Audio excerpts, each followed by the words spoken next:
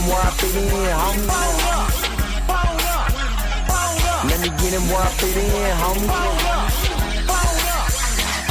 Let me get him where I fit in, homie.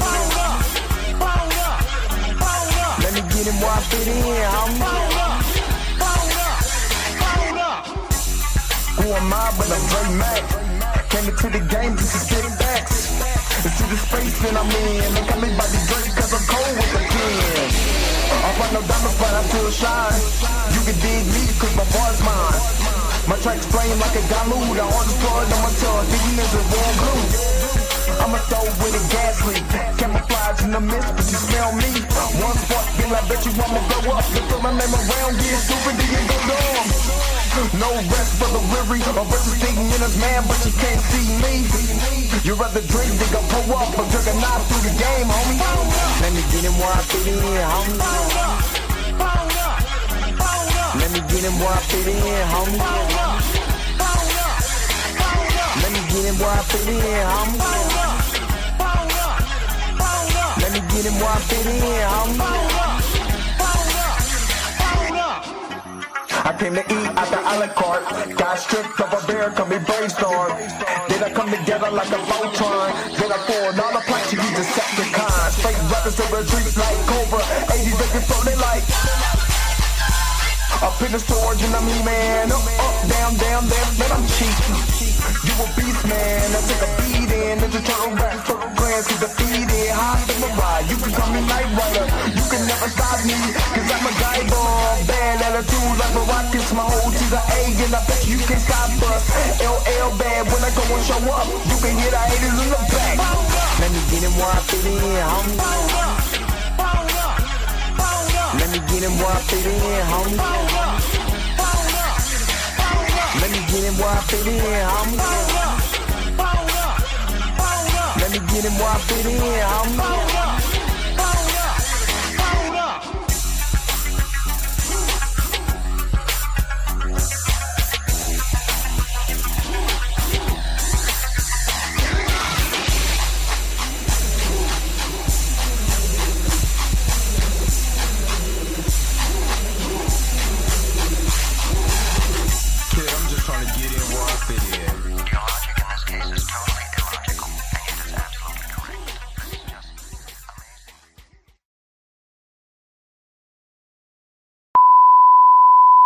This is a test. This station is conducting a test of the emergency broadcasting system. This is only a test. Taste the biscuit. Taste the goodness of the biscuit. Taste the honey sauce. Taste the goodness of the biscuit with the honey sauce. Don't get that honey sauce on me. I don't like the way it tastes with my chicken wings. We return you now to your regularly scheduled program. What's up? What's up? What's up? What's up?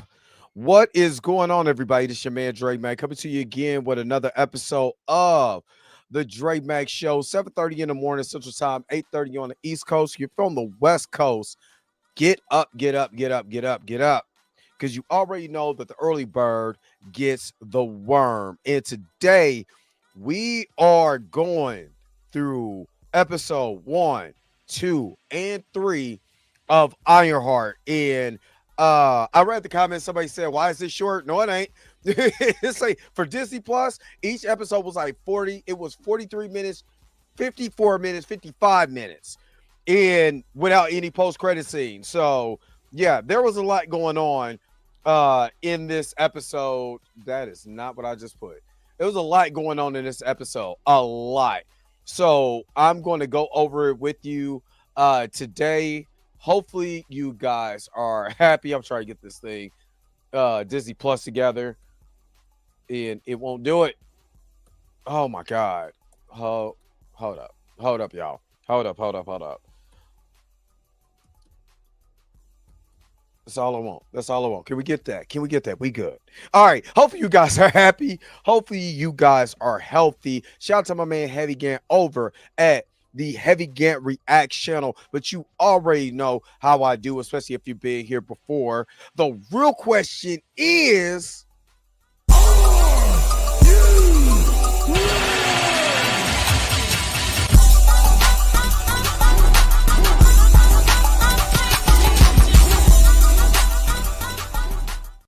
all right.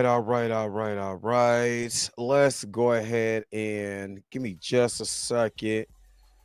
And if you haven't seen Ironheart, or you know, you SWSs, I think that's the new word of the day that y'all put me on yesterday. You butter biscuit brothers and sisters want to come in here and troll. Today ain't today. I'm kicking folks out. If you're not in here for Ironheart, you gotta go. You got to go, because I'm gonna tell you, and I'm trying to get, you know, Ironheart ready and all of that stuff. What? I don't care about that right now. Because I ain't gonna lie. Oh, come on. Jeez. Come on now. Let's go. I'm not gonna lie. This will take me a minute. So y'all got about 2 hours, because I think this is gonna be 2 hours. I think this is gonna be 2 hours today. But I'm gonna be honest with you. There is certain things that I asked for from Ironheart. Now, of course, certain things has went into like longer detail, but they went in detail just enough to keep the pacing going. And I literally just tweeted this on X. Excuse me. Still, my summer cold feel like it's coming back. But I just tweeted this on X. Give me just a second, so I get so I can tell you what I just tweeted. So I tweeted, Ironheart is surprisingly well paced for a Disney Plus show. The tone switched from an, and this is a spoiler, Ocean 11 style heist to some deep and emotional moments for Dominique Thorne and the supporting characters. I don't have a lot of space, so I put timed humor in a great third episode. I'm hooked. And when I tell you that episode 3, there's so much to set up right now, but I wasn't expecting the emotional shift. Now, and this is just a thing. This is because I read IMDb, and there were people already hating the show. I can't get into it. Yeah, I already know. A lot of people is not going to get into the show, and I'm going to be real with you. From the first episode, in the first 10, well, not like 10 minutes, because we're dealing with something else, the first 10 minutes, but the first, I want to say about 20 minutes, especially when we get back to Chicago, is blackity black in blackity black Chicago style. Now, they ain't in their two-stepper yet, you know what I mean? But it's blackity black. And a lot of people, them just being honest with you, they don't want to hear our stories unless we out here like Smokey and we out here gang banging. You know what I mean? In different things like that. And then they will have something to say about that. In this particular show, what I've seen is, for one, there's a deep emotional tone, especially I'm just going to put this out there. In my city, I had a cousin that was just lost. There's people that just this weekend, the mayor had to come out because we had literally over Juneteenth holiday, 11 deaths by gun violence just over the weekend. Just people being outside. You know what I mean? So that deep, like, there's a scene, and I'm gonna get to it. There's a scene that damn near had me because of things that, if you live in these neighborhoods, you live in these cities and stuff like that, you see this all the time, man. And you like, it just hit me. I'm not gonna lie. I didn't cry, but it just hit me deeply emotionally because I know exactly the PTSD that's going through that character right there. I know exactly what she's feeling right there. I know exactly. So there's some deep the positive them showing and I'm just gonna, of course, I'm gonna get to the actual video and the breakdown. But this is my reaction. The the effect of having her stepdad. Now I'm gonna tell you this. These mother lovers actually did something that's damn near as comic accurate as you can get, and I love it.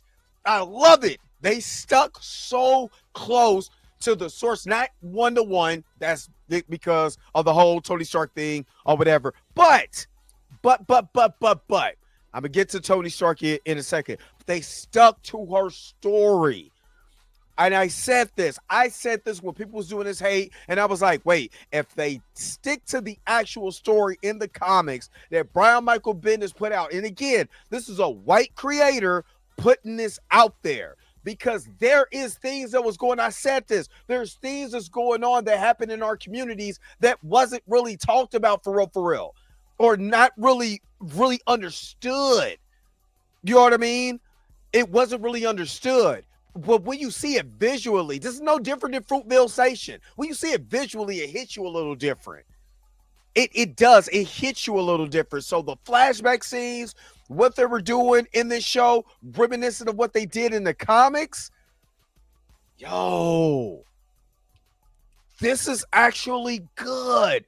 And they did the flashbacks in a way where it made sense. They didn't do I said they didn't do the Deadpool version of flashbacks, starting at the beginning, started when the person is already hero, they already got the suit and all of that, and then doing the flashback leading up to that point. They didn't do it like that. They put it in integral and equitable moments where this person is going here, and then boom, there's a feeling, there's a trigger. It's a deep and emotional trigger, something that I learned when I was going through therapy.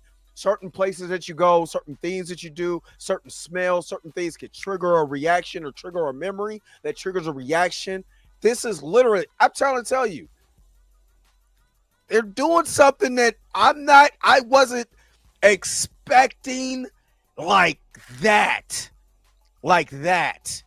Now, I will say that, okay, the connection to Tony Stark is there, and that's what I wanted. She was one of the recipients. When he went to MIT and gave away all that money, she was a recipient. That's the way you tie in Tony Stark, that legacy, and her saying, I just want to do the legacy of Tony Stark. I want to do the legacy of Tony Stark. You know what I'm saying? Break us up and down and build it back up. This is all stuff that literally sets up her character way better. Way better than Wakanda Forever did. This is a real story about a character and going through that hero's journey, jacking up. Oh my God. You know what I'm saying? And I know somebody was saying, somebody left me, and I didn't respond to it until later, because I told that person, you come to the live, come to the breakdown. This is where you come, and I will give you the answer. In a hero's journey, and I don't care how intelligent the person is, they have to make mistakes, or they're too perfect. One of the reasons why Superman was so, even though he's beloved, a lot of people really don't like the character because it's just nothing he can't do. So to see him fail, to see him fall down, to see him do something, that causes something else is what we call, when we're screenwriters, character development. And you wanted to see character development. I say my perfect example of character development, if you want to see a complete hero's journey within 90 some odd minutes, go watch the first 1990 TMNT movie. Heroes come out, they got their first victory, they feeling good about themselves, then something happens where one of the characters goes out on their own, that causes the mistake, all the characters get beat up, they fall, they lose, they get back up, they have the montage, they go back and they fight again, they win only to lose. It's a hero's journey. A hero can't win all the time. A hero, no matter if they're a genius or not, has to make mistakes. And they have to make critical mistakes so they can learn from them. And that's what I liked about here, because it was giving me feels of what, not necessarily Iron Man 1, but but a mix of Iron Man 1 and Iron Man 3. Because in Iron Man 3, he's like, whatever. You know what I'm saying? Because I want to be so far over here with Pepper and all of that. I just rather just give up all my suits. I'd rather just do that. I ain't got to worry about it. I got this obsession. It's losing all everybody that I love. And in this particular show, they're showing your obsession with trying to be selfish with the yes, you want to build something, and that's great, but you're still being selfish on the way there. And that is a learning lesson. We've all all fallen into something where we have to learn from. We've all fallen into that. We've all fallen into making questionable decisions, maybe falling into the wrong crowd, or being selfish and not looking at what you're trying to do. And, just saying.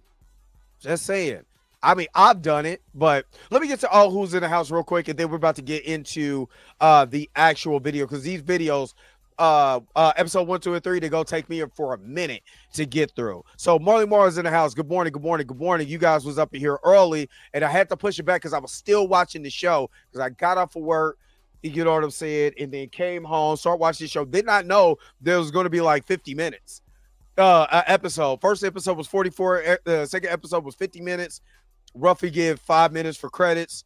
So 45 minutes, 35 or 39, 45, 51 minutes in this show. And I'm not gonna lie, it kept getting better. All right, Junior Network, good morning. Erica D, aka She Loves Fantasy, good morning. Yeah, they did have a Ryan Airy shout out on there. Dr. J, what's up? He said, but why the series is not short. I mean, we still got 3 more episodes, but the pacing of this is well done. I was not bored at all. Tita, aka Minty guys, good morning. Roberta, why I say Robin? Lord have mercy. Robin's down there. I know she's down there somewhere. But Miss Roberta in the church, I see. Good morning. Sarita, what's good? Good morning. Xavier Phoenix, good morning. Sheep Animation, good morning. Not 4 out of 5 butter biscuits. Oh my God, that's gonna be the thing. You say your intro is my hype song, bro. I needs that. That's what's up. Sheed is up in the house. What's up? Justice, no. Good morning. Oh, we talking about only 6 episodes. It should be 9. I'm not gonna lie. I think they undersold this. And honestly, I believe and truly believe, because Brian Winterbaum is the executive producer on this also. Even though they give it Ryan Coogler his credit, I don't see Ryan Coogler's fingerprints on there. If you watch Ryan Coogler movies, you can tell where his fingerprints is at. I don't really see Ryan Coogler's fingerprints on there. I'm thinking he really let the directors and the writers and everybody else just let them cook. And he was just, he's there for guidance, but his fingerprints aren't on this. It just I can say a little bit as far as like certain cinematography that you're getting shots of, because he's really good with shots of the cities that he's done when he did Oakland, when he's done Wakanda, just a look of what that would feel like and stuff like that. You really living and breathing in Chicago. If you've never been in Chicago before, well, they're not on the south side of Chicago, or, I'm just saying, or close to Wisconsin. But I'm just saying, there's feels of this. Okay, anyway. But yeah, I think it should be a little over. Yeah. The Sick Horror Kingdom. What's up? Blue is up in the house. What's up? Torian. Ray Reloaded. What's up? Oh, no, wait a minute. It said something we discussed a couple weeks ago happened in the first episode with her falling and having to build herself back up. They literally did. I'm trying to tell you. Man. Oh my God. I can't wait to get into this because my leg is shaking. Inez, good morning. Good morning. Did I say that right? Good morning, bro. I don't get the hate. Hey, I kept saying that people were going to hate on this because they don't like black lead characters. There's going to be your biggest. They're going to be your SWSs. There's not gonna like this. The Butter Biscuit brothers and sisters not gonna like this. They'll turn on this because they'll call it woke.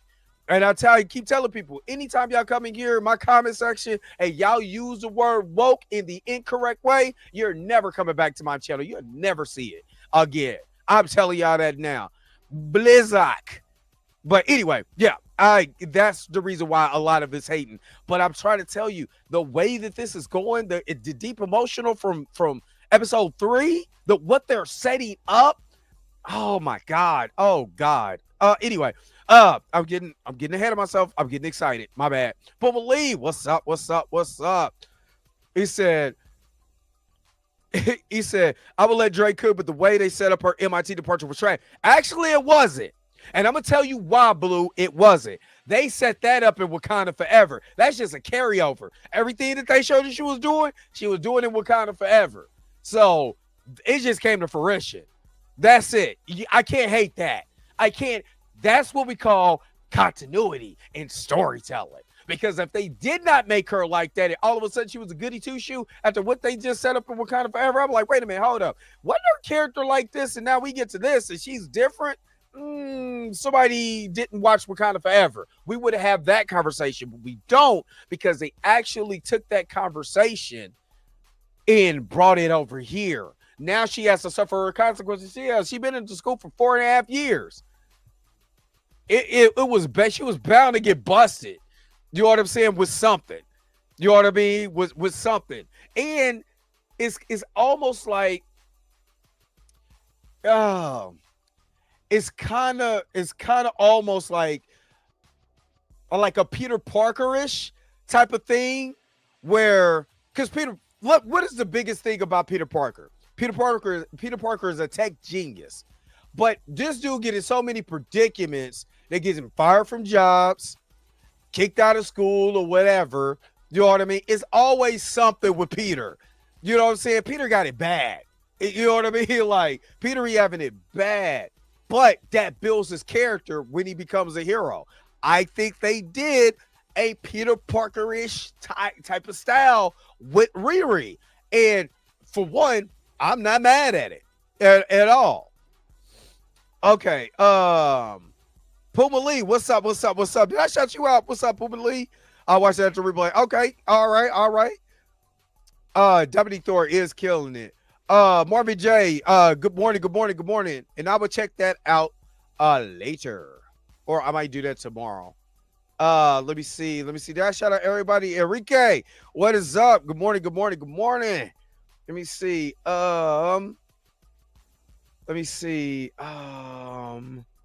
I get everybody? Sheep Animation, I got you. I'm trying to get to everybody. Say shout out to everybody. All right, let's get to business. But before I get into business, didn't do this yesterday. Of course, we're in the month of June. This is Men's Mental Health Month. Let me just let you know about Men's Mental Health Month from my perspective. This video is directed towards the men. This month is Mental Health Awareness Month, and I'm bringing something to you guys. I want to let you know that you are needed and you are loved. Why am I talking to the men right now? Because 22% of us actually take our own lives every year in America, compared to only 6% of women. Men, I know that our jobs could be stressful. I know our families could be stressful. The things that we go through can be stressful, but let you know there's a brotherhood of people who want to see you get help. You are needed. You are loved. We are here for you. We're here for your family. Go get help.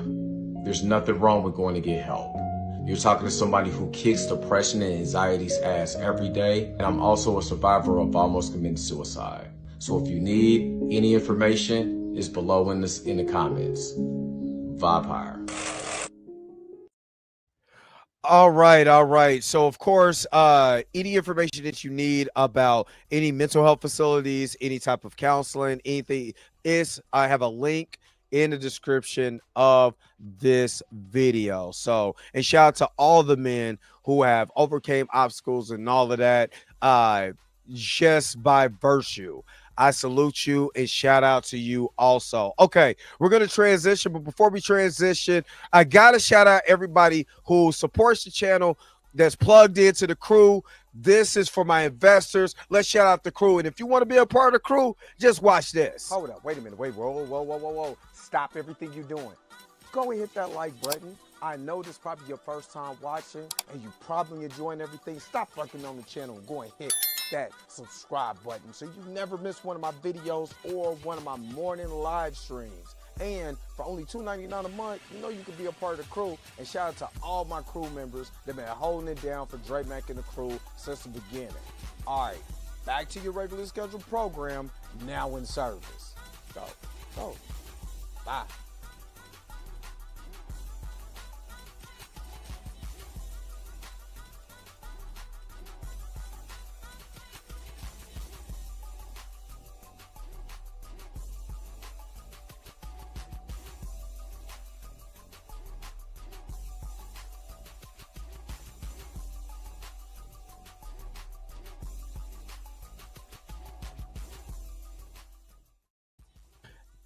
And again, shout out to everyone that is in the crew. And if you want to be a part of the crew, like I said, all you got to do, hit up the join button, $2.99 a month. You can be a part of the crew. Boycott Activision. Thank you for the $5 super chat. I hope you enjoyed it. I tried to watch it, but they depicted a black girl as a white man thirsty pervert in the first 30 minutes, so I turned off my TV. Okay.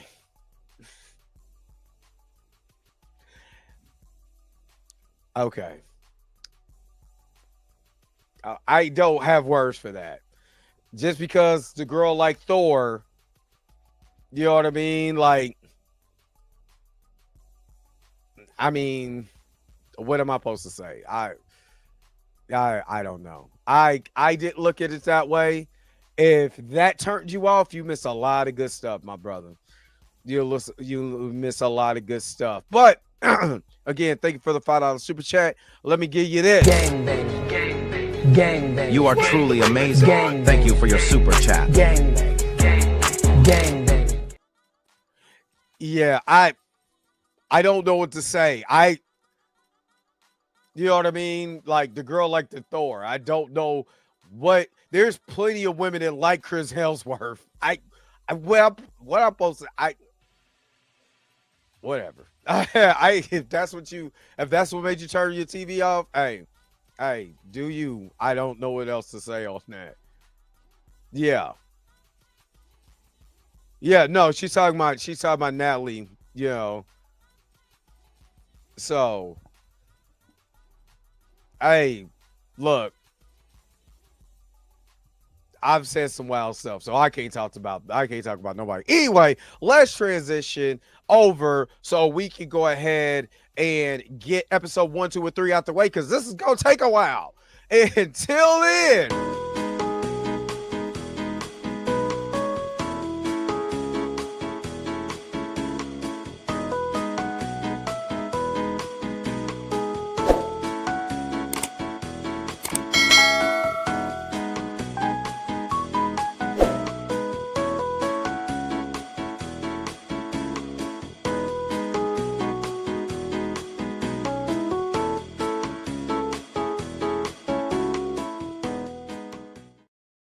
Eric Shaw, what's up? Deron, what's good? I I can't tell somebody how they feel about something. You know what I mean? Who am I to say that person shouldn't feel like that way? I didn't take it that way, but you know, I don't know what to say. Executive Judge, what's good? It's nice to see you up in here. Eric Shaw is up in here. No, you good. I haven't started yet. And that's my fault. I thought I could do it at 7:30 until I see episode 3, and I'm like, it's gonna be way past that when I was done. So yeah. So you're good. All right, let's get this thing cracking. Let me share. Hold on. Now, if you have not watched been a part of one of these breakdowns of shows with me, what I do is I skip 10-second intervals because I'm not trying to get in trouble with Marvel. I got in trouble with the producers of what did we watch? What did we talk about last Monday? Thin Line Between Love and Hate. You know what I mean? So it's I'm gonna be here for a while. So I'm not trying to get in trouble with Disney. So just bear with me. Bear with me. Like I said, I literally just got off this show at like 7:45. I just got from watching this show. So okay, I want myself to shut up. How did I get all the way down there? That's weird. I literally just had to, yeah, because I want to make sure that the Ironheart kids, because I will mess up on some of the cast. So I'm making sure that I got the cast right in front of me. All right, all right. Make sure that you're hitting the thumbs up, thumbs up, thumbs up, thumbs up, thumbs up, thumbs up. Are you on your way in? Even if you're on your way out, just thumb it up. All right, let's go. All right.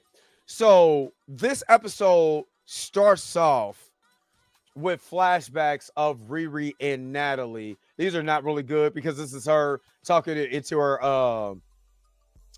phone. This is the scene that that Boycott Activision had a problem with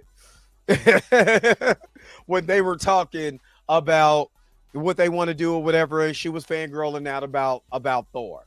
You know what I mean? So he don't like it. Well, who am I to say? All right. So this is her going into MIT, breaking everything down. This is showing her. This is actually, for people who did not watch Wakanda Forever, this is the backstory. So you would know this is introducing you to the character for the first time and letting you know, hey, I had an internship in Wakanda. Where, she was building a suit, but a bunch of scraps up in here. She's in class. She's over here getting money because she's over here.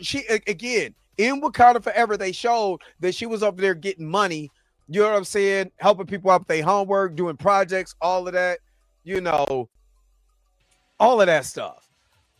So she even showed, she's helping this dude get build the tech. But again, remember, this is MIT, and this is MIT in the MCU. So my man made a sphere. You know what I'm saying? What do you call that when you make a sphere out of not triangles, but it's a paradigm? God, I should have just listened in calculus. Good morning, my son. Sorry, my son I was looking at my son. My son was looking at me.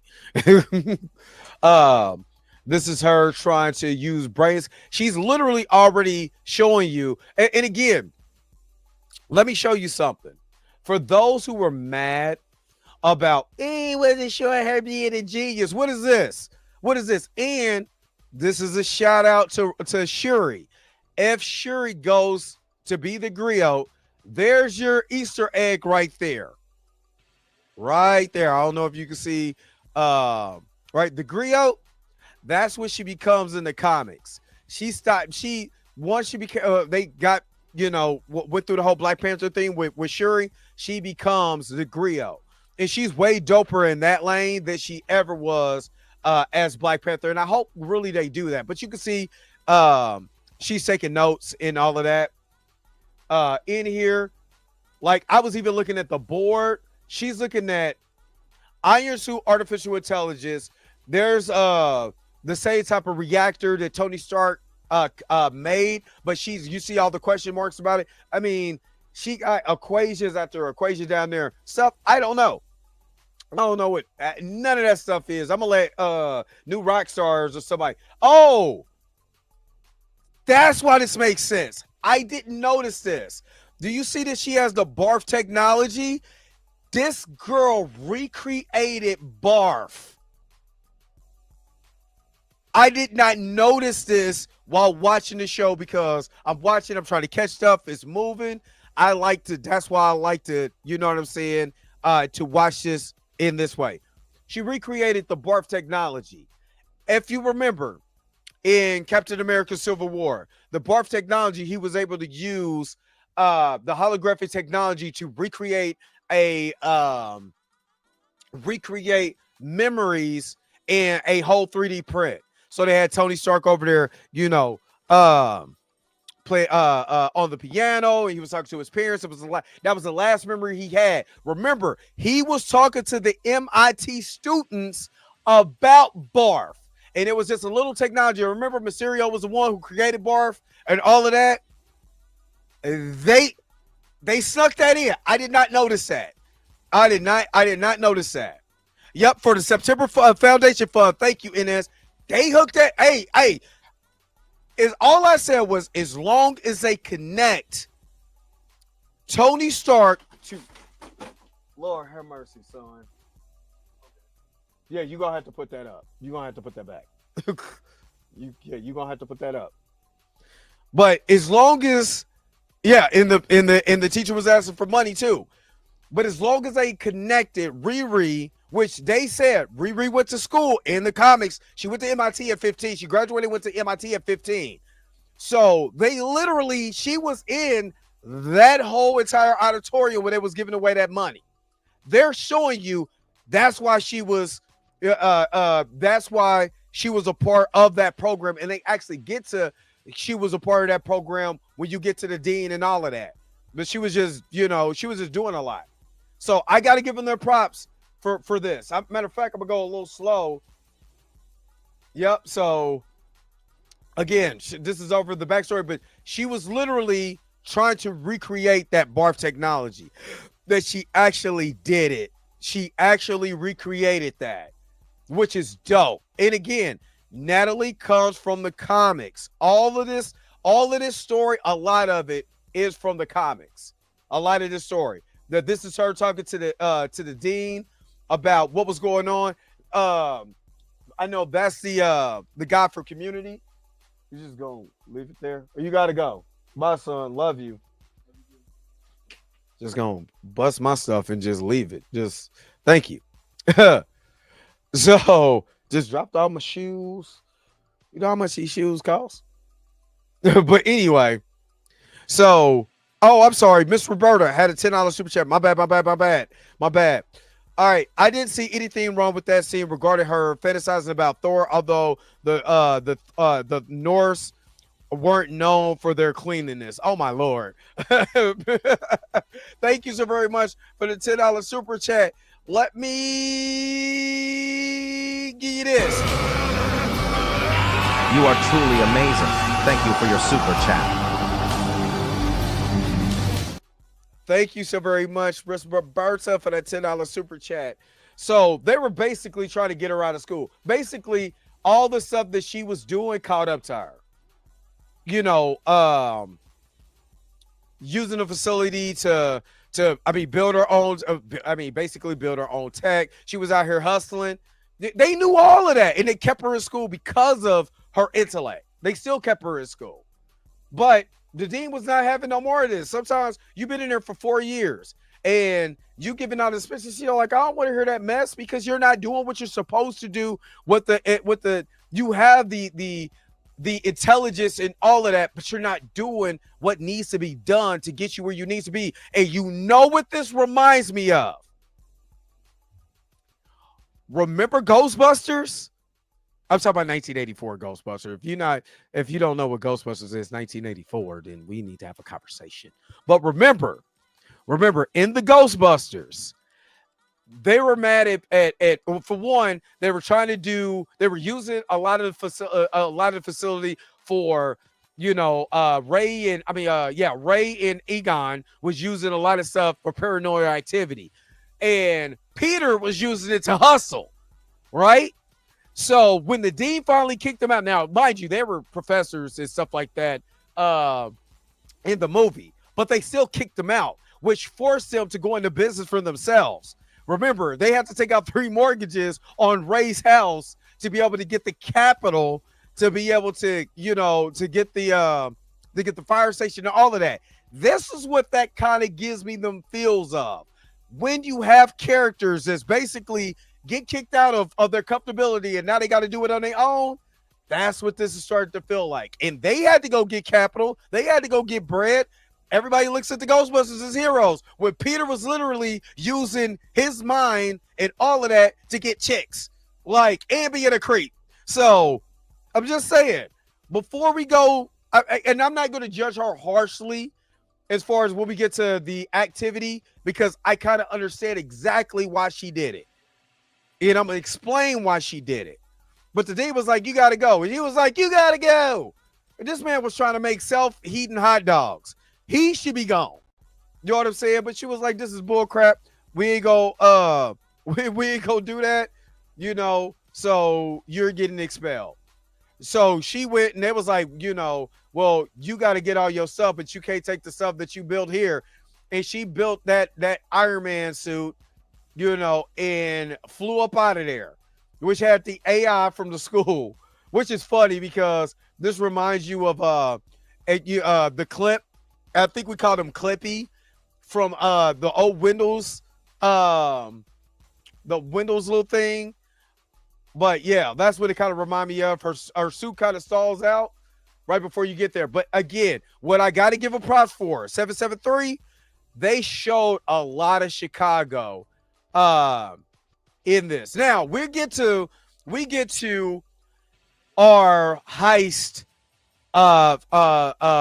fellows in here. Let me give you their name on here. So we're dealing with let's see, we're dealing with Slug, which is Jerry Morrell, Zoe, we're dealing with let me see, Eric Andre is in this episode, which is hilarious. Clown and Roz and Jerry, or well, they're siblings, but Jerry are underground fighters. That's what they do. They fight. What they're basically, Ocean's 11. They're doing the steal from the rich type of thing or whatever, and doing those type of heists. So this is where we introduce to them.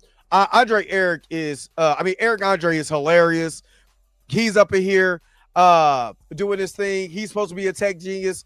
You know what I'm saying? He jacks up the whole entire plan in this, gets them basically not busted, but the plan is all gone to hell. And I wasn't expecting them to have the action so early in here in this episode. What is up, Mickey G and Mama Bear Dog? What's up? Fort Overload. What's up? And then we're also introduced to Manny Terry's character. This is Cousin John. Eric Andre is hilarious. And I love him. But they get to the action quick. These two sisters is bad. You know what I'm saying? Naya's over there whooping ass and taking names. The sister. Oh God, because her name is all the way down at the bottom. That's Clown. I'm not gonna lie. Clown reminds me, her personality reminds me of my daughter, because she be doing the stuff that she was doing and the giggling. I'm like, good God, that reminds me of my own child. They did my man Anthony Ramos as Parker up in here. You know what I'm saying? Parker Robbins. So yeah. Anthony Ramos is my guy. And he plays this part to a T. Again, if you haven't seen Hamilton, y'all tripping. Go watch him in Hamilton. He's amazing. That's my man. I want so much. I want big things for him so much. You know what I mean? So they were talking about how the plan, went downhill, and how Eric Andre's character, which goes by Rampage, but he's Stewart, jacked all it up, and it was like, we need somebody else. So then this is the AI finds out, she gets expelled, lost signal, and my man was like, Thanos was right. I ain't gonna lie, this part kind of cracked me up. You know what I'm saying? Because he was over there preaching about what was going on, and then she falls, her suit falls, and then they wrote out the Ironheart in the street. Just kind of what they did in Miss Marvel. I gotta give them props on this. I gotta give them props because I thought they were going to go like, because she's younger. She's not as young as, she's in her 20s. She's in her early 20s in this movie. But the way that they did it, it was like Ironheart, but without the almost like young kid vibe. But she was still, you know, kind of give you this. This was dope. Tyler Cards was dope. But they give you Chicago in this mug. When she's walking with her suit and everybody, you know, she's doing the walk of shame basically in the suit. You know what I'm saying? Everybody cracking on her like, man, you need help. I was rolling. She was like, you need a Band-Aid or something? What are you doing? And then we run into this little kid. This little kid is so hilarious to me. The little kid's name is Landon, played by Harper Anthony. My little man is over here hustling. You know what I'm saying? And he was like, you know, I can carry that for you for a sweet dub. You know what I mean? I ain't paying this kid $20 for you to use your little cart. He was like, everybody gonna think you look stupid, but you know what I'm saying? He was cool. He was like, how you gonna? But it was funny because I could see little kids like that. But like, how you gonna be a hero and you got a weak interest? You know what I'm saying? Like a little dude, man. Like a little dude. I like him. I like him a lot. So I'm waiting for damn Disney Plus to buffer. Jimmy, can we stop buffering for just a second? Nope. We're buffering. Let me go check my Wi-Fi because we're buffering. Let me prioritize this for the next 4 hours so we can stop buffering and prioritize. Let me go back just a little bit. Maybe. Okay, that's what it is. We're good now. So they have this conversation. She basically has this, you know what, if you're going to be, basically she's telling her now, if you're going to be a hero, you got to be a little bit better than that. Yeah, they did put real money in the CGI. Then you got the character Xavier. Xavier was I want to say was the little brother to Natalie in this. And he is Xavier, played by Matthew Elam. I'm using the website, not the app. I'm on my MacBook, so I'm using the website. And plus is the way that this works is easier to use the tab on here because it's easier to navigate. All right. So she goes in there. They were talking about her mama. Now, how many of us with black mamas, you know what I'm saying, have walked in and your black mama is talking about you to her friends? And that's exactly what she walked into. Her black mama talking to her about her friends. Cree Summers was up in there. You know what I mean? I did love this. You know what I mean? This scene, seeing Cree Summers in a show and she's not being a voice actress in this. Loved every minute of it. Plus, like I said, you know, the Black Obsidian, right? She needs her flowers. And I'm glad that they put her in this show because she has done so much in Hollywood, you know, and has been the voice of many generations. Got to give her props. I love this. You know, she was over there with the Sage and she was letting her know, hey, I know you got kicked out, you know, all of this and all of that. And she like, oh man, y'all was talking about me. Come on now, buffer. Because I'm not trying to play it. Why y'all trying to play me? You know, but Xavier comes in, he cheeses.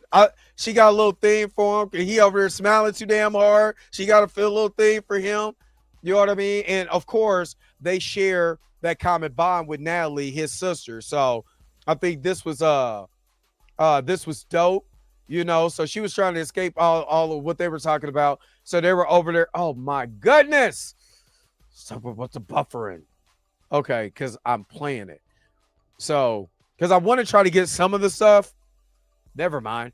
Hey, just technology. Where Riri at when I need her? I need a boost on the Wi-Fi's. Need a boost on my Wi-Fi's. While we're getting a boost, let me check out and see what's it's keep trying to play. That's what it is. Hold on. Let me see if I can go back, go forward. There we go. And it's there. While I'm working on this, give me just a second. Let me get just a second while my Wi-Fi's is buffering. Give me just a moment, and I'll be right back. Jeez. After these messages, we'll be right back. Taste the biscuit. Taste the goodness of the biscuit. Taste the honey sauce. Taste the goodness of the biscuit with the honey sauce. Don't put that honey sauce on me. I don't like the way it tastes with my chicken wings.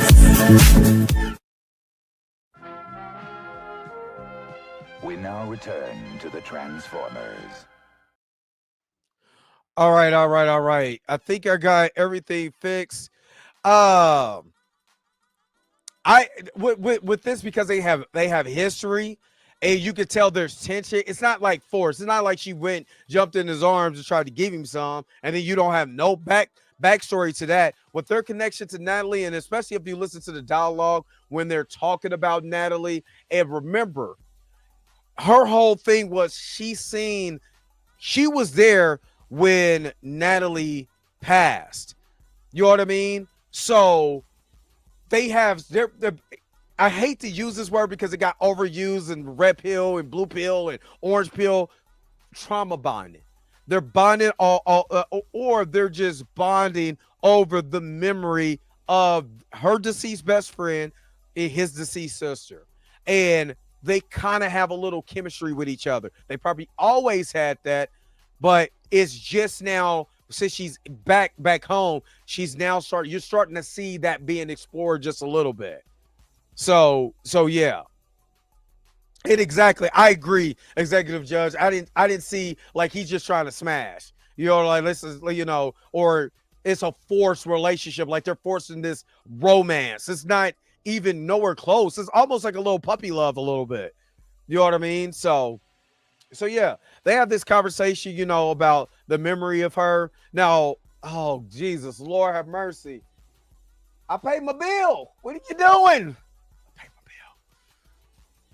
And I got this thing this thing boosted too. Good Lord.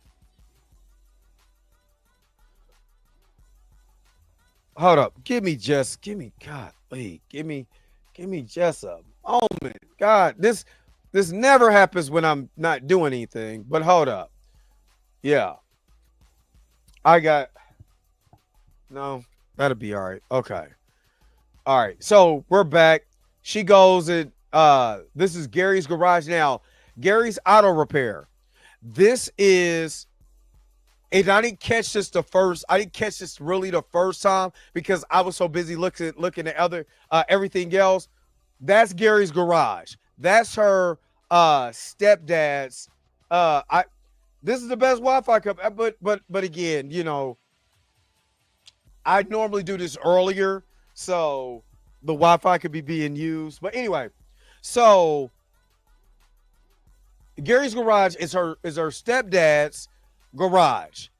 Sometimes they go back from calling her stepdad to dad to Gary. And I guess it's yes, I'm ad free. I'm ad free.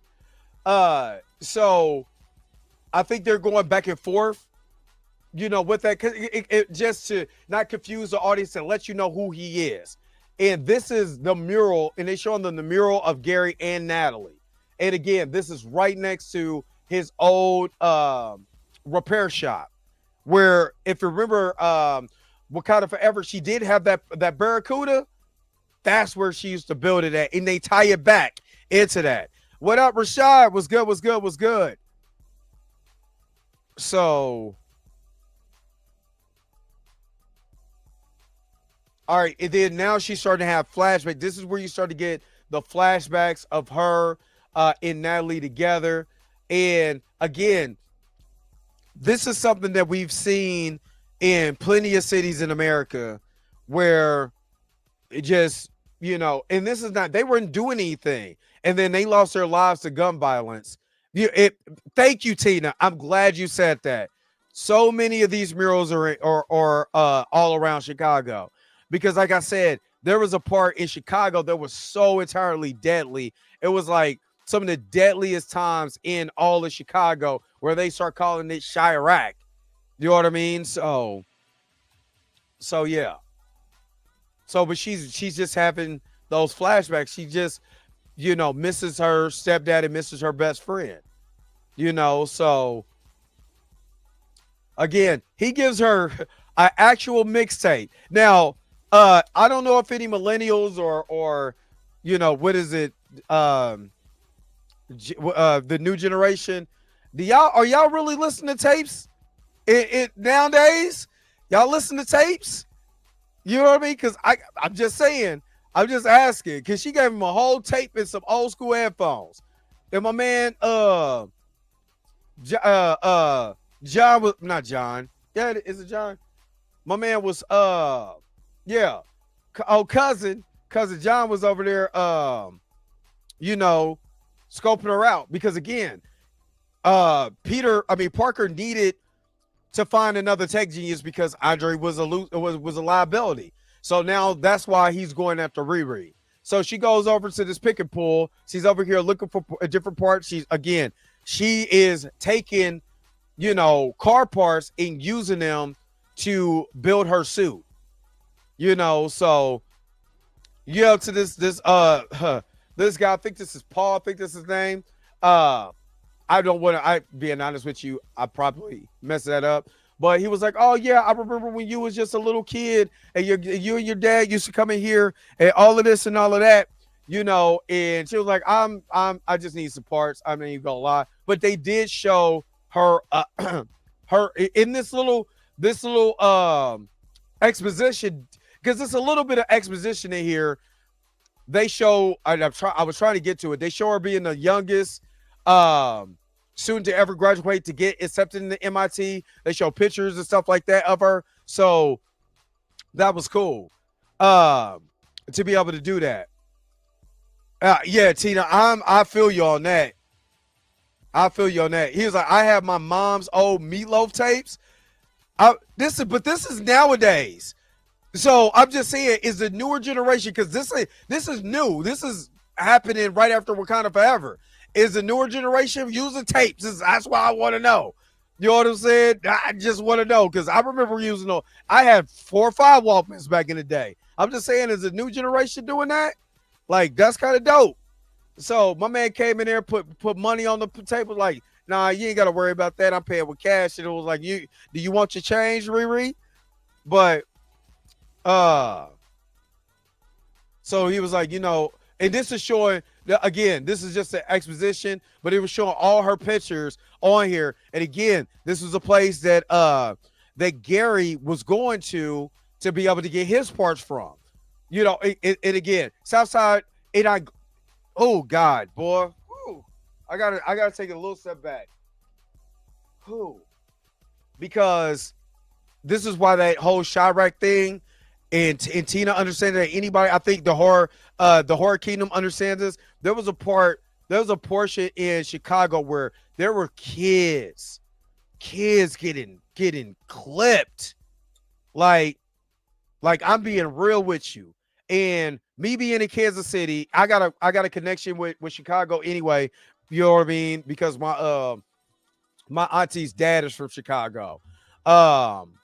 But I remember just hearing on the news or watching it or seeing it on Facebook, you know what I'm saying, about kids, with bright futures just ending all of that in the South Side of Chicago. So to see Southside child prodigy set to go to college, that brings something warm and fuzzy in my tum-tum. I like to see that. Hold on, because I'm trying to see if they had anything. Did I miss any clips? Or anything else. But yeah, you know what I mean? That was kind of cool to see. And again, I always said that the Riri Williams character was created for those kids. To me, I don't know what Brian Michael Bendis was thinking. I'm just speculating that he was watching all that stuff that was going on in Chicago and was like, let me create a character so these these kids can see somebody who went through similar situation, but they did something great in their lives. I because comics always done that. They've always done that. So I do love that part. Yeah, and the music in this series has been dope. Has been dope. There's not one bad song either. You know what I mean? So he was like, hey, you know, you don't want to lose your talents, yada, yada, yada. You know, we could be able to help you with the money you need, yada, yada, yada. All of this, all of that. If we seen a little bit of this in the trailer lead up to this. So he gives her the card. It was like, yeah, you know, where I should meet up. I ain't gonna lie, Dominique Thorne is so cute. She is so cute. So we've seen this. She goes up to Desperados. She goes into the elevator. That elevator is trash. Because at first I was like, how did she tear that the wall holding onto there? But if you really look at that elevator is old as hell, and it's not hard to pull that.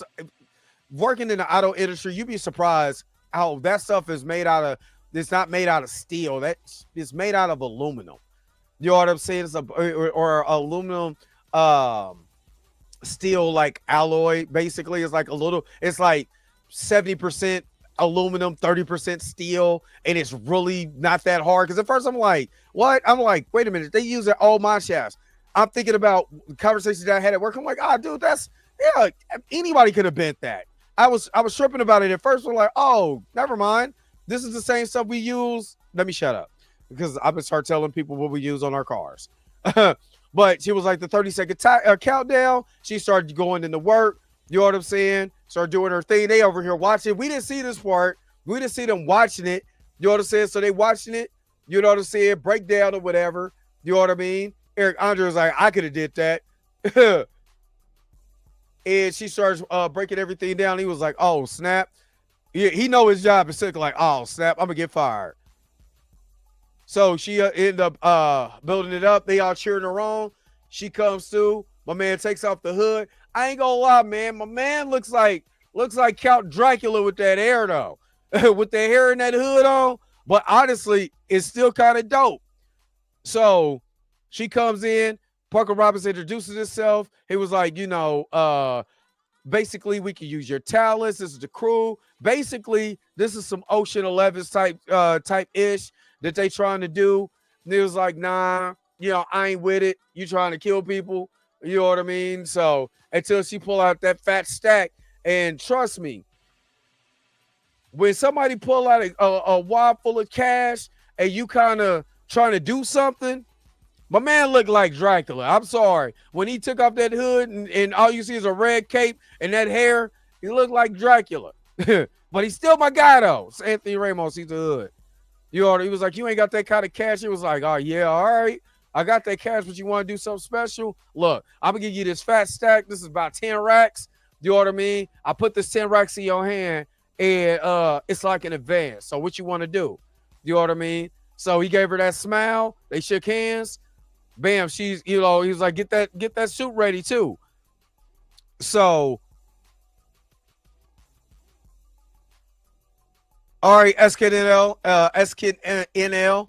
see you in the replay. So she started putting in that mixtape, and then, you know, I'm gonna be real with you. When I heard her voice, I knew she was gonna break down in this scene because she literally heard her, you know, a voice recording of her, and she like it just hit her, and it started. She's having PTSD of that of what happened. You know what I mean? And all the memories that she was going through start coming back. And again, if we go back to the beginning, she was looking at barf technology, and she had the barf technology with the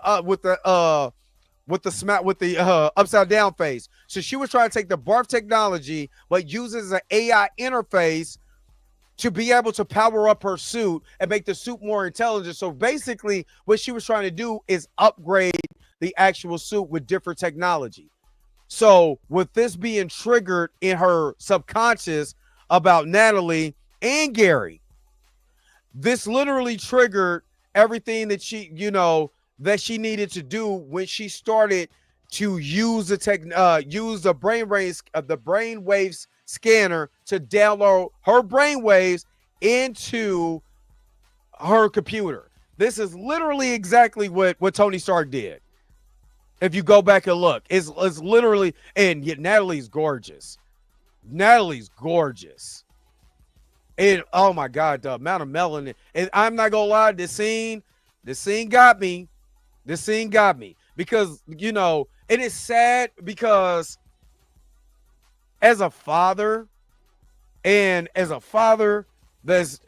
also a stepdad, and you know what I mean? It's this would, this story is too common in our community where innocent bystanders, people out here doing the fool. I just said 11 people got their timeline cut just this weekend. Some of them were just sitting around chilling, just hanging out. That's it. And their lives are cut. How many of them are moms or dads or stepdads to children that parent would never come home again? Like, it's all too common. And to see a black man, and I'm glad they gave him this moment, gave him this shot, because he literally looks like his comic book counterpart, and this is similar to what happened in the comics, but a little bit different because they kind of changed it for this, but it's on par. It's a little on par, a little different, but it's still, the tone is still the same. And yes, Natalie is gorgeous. She's gorgeous. So when they're having this exchange and they're talking about, going on vacation, taking the Barracuda, putting jetpacks to it. She was like, I'll make you a jetpack so you can fly in the air. You know what I mean? And all of that. And then tragedy struck. They heard the gunshots outside, and all of that. And she had this memory, and this is PTSD. She had this memory. Her dad went to go save her best friend, and they both lost their lives. And no, I'm from Kansas. I'm from Kansas City, but I've been to Chicago. It's an 8-hour trip. Go to St. Louis, take the 55 north, bam, Chi-Town in 5 hours. 3 hours to St. Louis, 5 hours up top on that 55 north.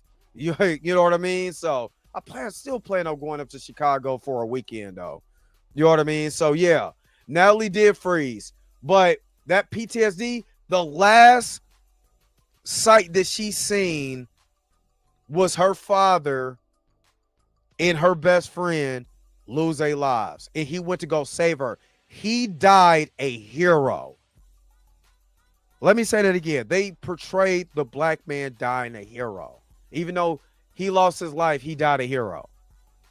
That's what more can a man be at that moment? Most definitely, Tina, I'll let you know if I come up there for it ain't that far.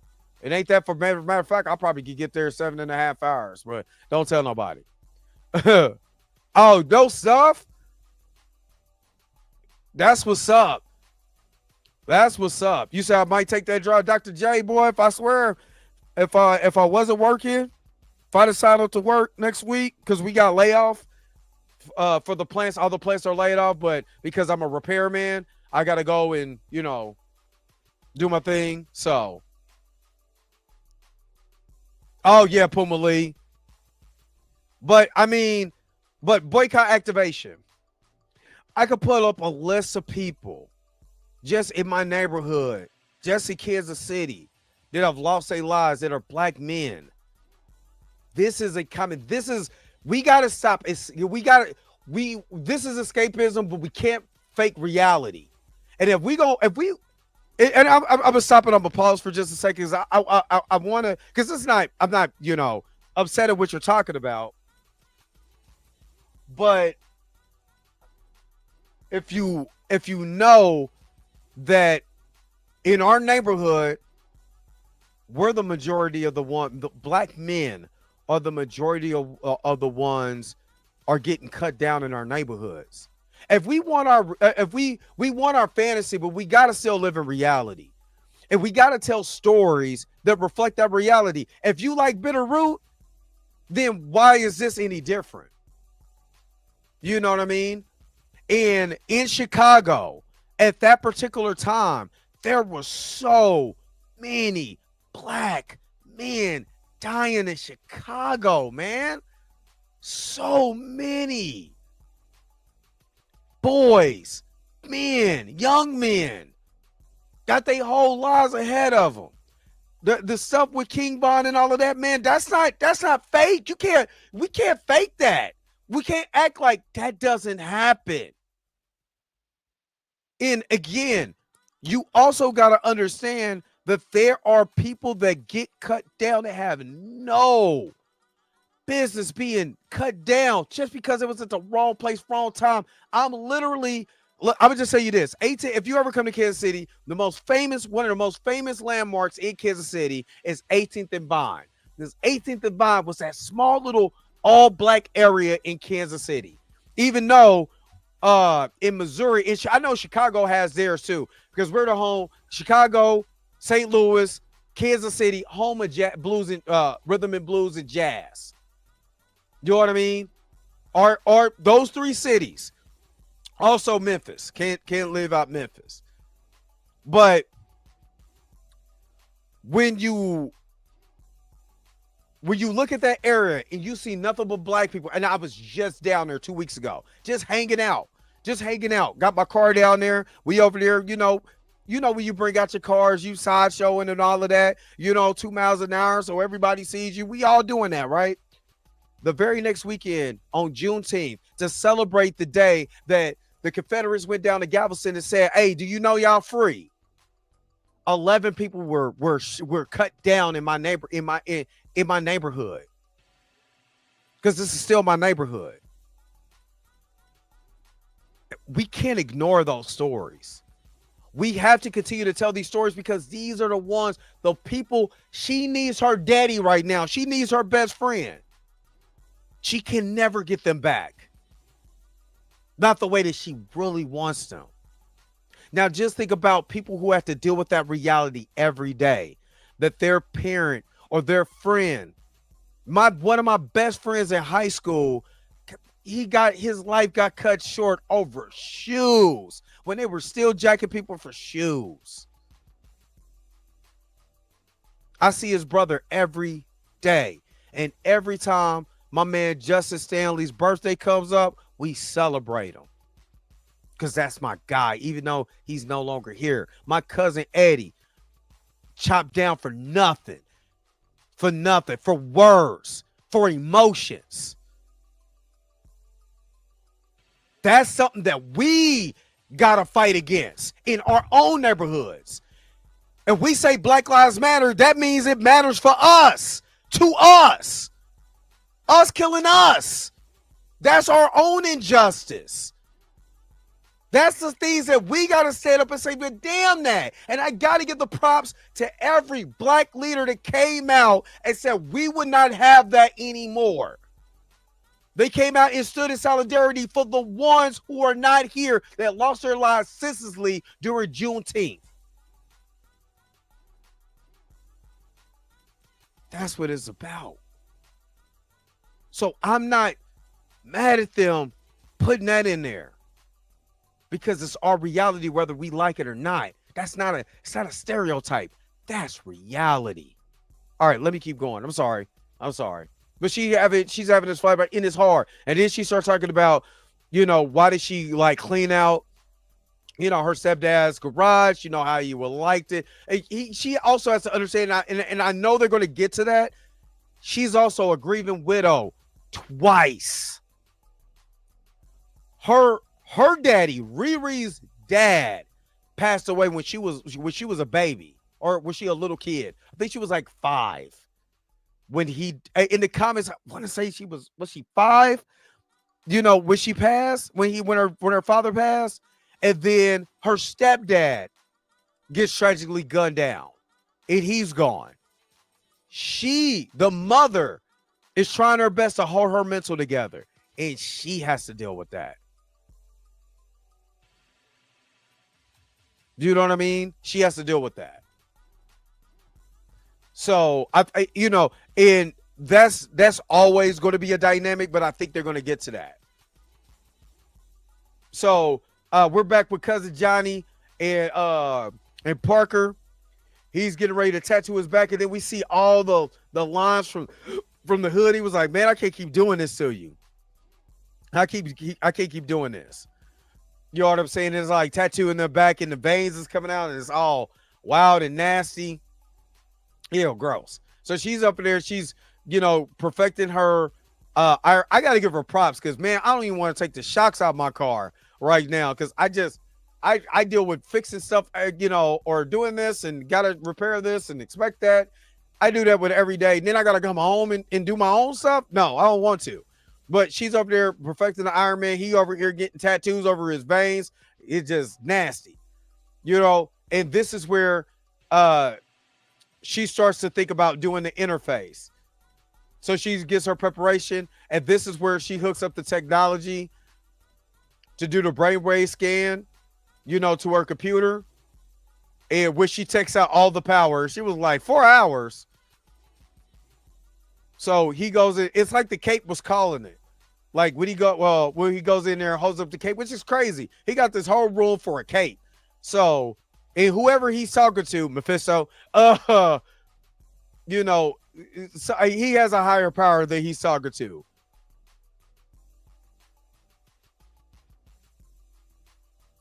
If my man's like, she's sitting up there, she's waiting for it to download. She's doing the brain at 3 hours in about 20 minutes, and he's only at 20%.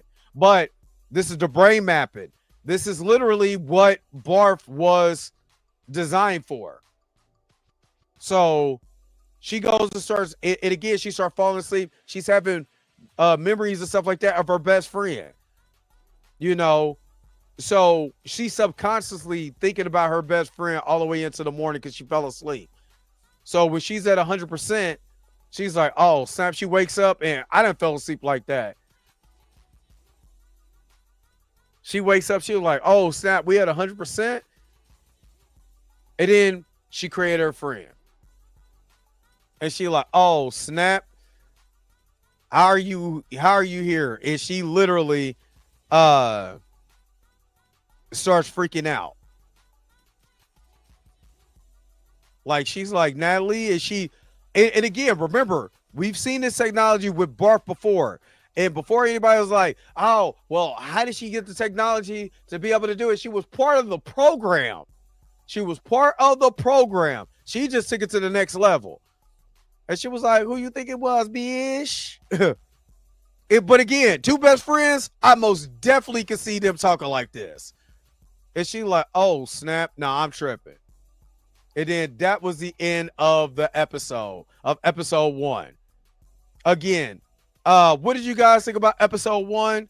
Put in the comment section below and let me know what you guys thought about episode 1. Now we're going to skip the recap of her over here hustling. Again, this was a good start to this series with that. Again, there was a lot of flashbacks, and you could tell the PTSD. You could tell she has a little bit in no, she didn't perfect it. Well, technically she did. Because if you we got to get to it when episode 3 comes up, because then he was telling them when he was talking to we was talking to Ezekiel, because I'm gonna call him Ezekiel. When she was talking to Ezekiel and he asked her, he was like, well, what if somebody did a brainwave pattern and and try to create a smarter AI off of their own brainwave pattern? He was like, look, never been turned to much. She was like, well, what if they actually perfected it and did it and it actually worked? Because she wasn't expecting it to work. It worked. Remember, Mysterio's whole thing was using drones to create their own images so real that you would believe that they were there, by using drones and the AI imaging technology that he created with Barf. Remember, Mysterio created Barf, not Tony. Always remember that. So So when you go back and say, well, why this and the other? Because it was never Tony's technology. He just used it. And yes, that's Robot Chicken in the background. All right. So she wakes. This is the recap of her waking up, and she's looking at Natalie. She was like, nah, nope. You can't be here. You're my dead best friend. Nope, I'm over here hallucinating. Am I on mushrooms? Help, mama. No, you can't be helping my mama. You can't be doing that. And she was kind of glitching in and out. But yeah, Natalie's kind of cute. And she was like, my mama can't be seeing my eye. It actually in the comics, her mama didn't want her be using, doing these Iron Man suits and stuff like that either. So this is literally on par for the actual character. I ain't gonna lie, Natalie kind of fly. I love them braids though. Natalie kind of fly. And she was telling her, like, look, you created me out of artificial intelligence. He was like, well, for AI, you supposed to be doing this. He was like, but how did you become? She literally, that was the last memory that she had, because I mean, she was the technology in the comics too. And she gives the whole interface. She breaks down the Natalie for the interface. I'm not gonna go into that. New Rockstars will when they do their breakdown. But she's literally like, yo, there's so much stuff we can do. She was like, you're not supposed to be real. And she was like, but I'm here. So you're like, oh, and she started breaking off memories and stuff that she didn't know she had. So the memories, she's basically sharing the same memories as Riri. Because at first I'm like, because she was like, well, how did you remember that? Your subconscious, I think the barf technology in Civil War kind of explained this. When you start getting into the deep of your all right, Erica D. See you later. But when you start tapping into your subconscious, you unlock all your memories, all of them. So she was hitting the deepest, darkest part of her memories that maybe she didn't know, because she stored them in her subconscious. And PTSD, sometimes when you go through stuff like that, a traumatic experience, you block. Literally, your mind start creating blocks so you don't get triggered. And the way that you get triggered, when that block is released and you are triggered by that memory or whatever it is. So yeah, she was like, uh-oh. So her mama came to the door like, hey, who you talking to? You got a boy in here? Or even a girl? What you got going on in here? You doing some freaky seeky stuff? She was like, no, mama, I got other stuff to do. I gotta go by. And she was up there listening to her. I thought that was so dope, because she was listening. She was like, you see, and I never noticed she had the robotics, and I can't read it because it's too blurry. She got the champion, if you know anything about spark plugs or different parts, she got a typical, kind of girls room. I just wish they was messing with Mustangs instead of Dodges, instead of Chrysler. But she got a whole, I am jealous of her workbench. Oh my God, I didn't notice that. I am so super jealous. I want her wrenches. I want her I got a drill like that. I want all her tools though. I want all her tools. I am so jealous. She got a whole entire tool set in the back. But she was like, oh snap. She was like, you stay here. And then for AI, again, AI, artificial intelligence, she's learning. She's seeing all the pictures and stuff like that of her and Riri. And she's like, well, how can I get through this, get to her without being, caught? But then here comes Xavier. And Xavier, is like, oh, you want to go kick it tonight? She's like, yeah, and obviously Xavier kind of got a thing for her. It is what it is. She cute. Why wouldn't you? Little bitty old thing. So this is the next hit. This is that TNNL. They basically using the Chicago tunnels, which the Penguin will be hella pissed because the Gotham is Chicago. Let's stop playing. But he'd be hella pissed to know that his tunnels is being used to move cars and to move stuff faster. I wonder how much that costs for you to go underground, to go to your destination faster. So, all of these people are getting hit, and I'm waiting for the the drop of why Parker Robinson is so, um, so caught up into getting these particular tech companies. It kind of reminds me of an episode of Batman where you got to somebody who's hitting these high tech companies, but we don't know why they're hitting the high tech companies, but we know that it has something to do with either the past, present, or the future. We got to find out what's going on. So she brought the bagels. She's in the, she's in the company meeting. He was like, yo, they're breaking it down on what they're getting ready to do, how they're getting ready to hit TNL, and why they're doing it. So and then they go into the backstories of how each of them got recruited. So he hit that Desperados piece into each one of them. They were doing the underground fight scene, and the man just handing out cards while they're over there beating people up. She looks familiar. Do not know where. Oh God, I've been saying this all day. I do not know where I know her from. She was getting ready to thin line between love and hate her man's car. You know what I'm saying? Don't do the Mustang like that. Don't do that. Don't do the N95 like that. But she was getting ready to do that. He was like, look, my man saved everybody. So everybody got their role, Ocean's 11 style. This is how we're going to do it. So they break it down. She ends up getting a chip with all the information on the flash drive with all the information on how to be able to run this down. And again, the episodes goes real fast. I've been stopping a lot so I can explain certain things, but the episode really is, this is what we're doing, how we're going to do it. She's asking questions, but it was like, breaking it down. He's like, but we going to need that suit. So she goes back to figure out how to be able to integrate the AI into the interface. He was like, because you're supposed to be doing this, that, and the other. He was like, yo, so he's trying to look for parts, and this is how we meet up with Ezekiel. But remember, she tried to call Rampage and it went straight to voicemail. So Rampage is no longer. He's no longer now. He's with the ancestors because look, and he was like, look, if you just had a fly in AI tell you what's going on, I could tell you exactly how to be able to get the part that you need. So my man, Ryan Aries, he's not my man, but Ryan Aries for Screen Crush, gets a big shout out in this episode because he's part of the list of people on here. If you don't know who Ryan Aries is, he's from Screen Crush. So I unsubscribed from Screen Crush when they were just making Jonathan Majors the biggest criminal that you ever met. So I stopped watching Screen Crush. But yeah, he did know too much.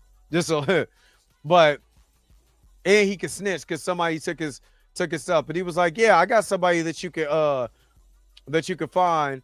And he was like, you need to go back into the computer. So he basically started integrating the suit to the laptop, which was actually kind of dope. I'm not even gonna lie. So she had her stuck in the laptop this whole entire time until she could get what she need. Run to the little dude again. You know what I'm saying? He was like, I need to hook you up, and he was like, $40. You know what I'm saying, for that wagon, so she could be able to carry that suit over to who she needs to do. I'm not gonna lie. As a person who likes to keep his yard clean, and right now my yard is not clean, but or not cut, but having her dog take a crap in my yard, I would have kicked that dog and kicked her right along with him.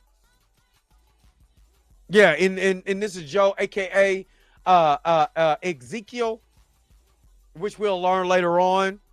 Joe versus a Karen. This is Spartan kicked her across her yard.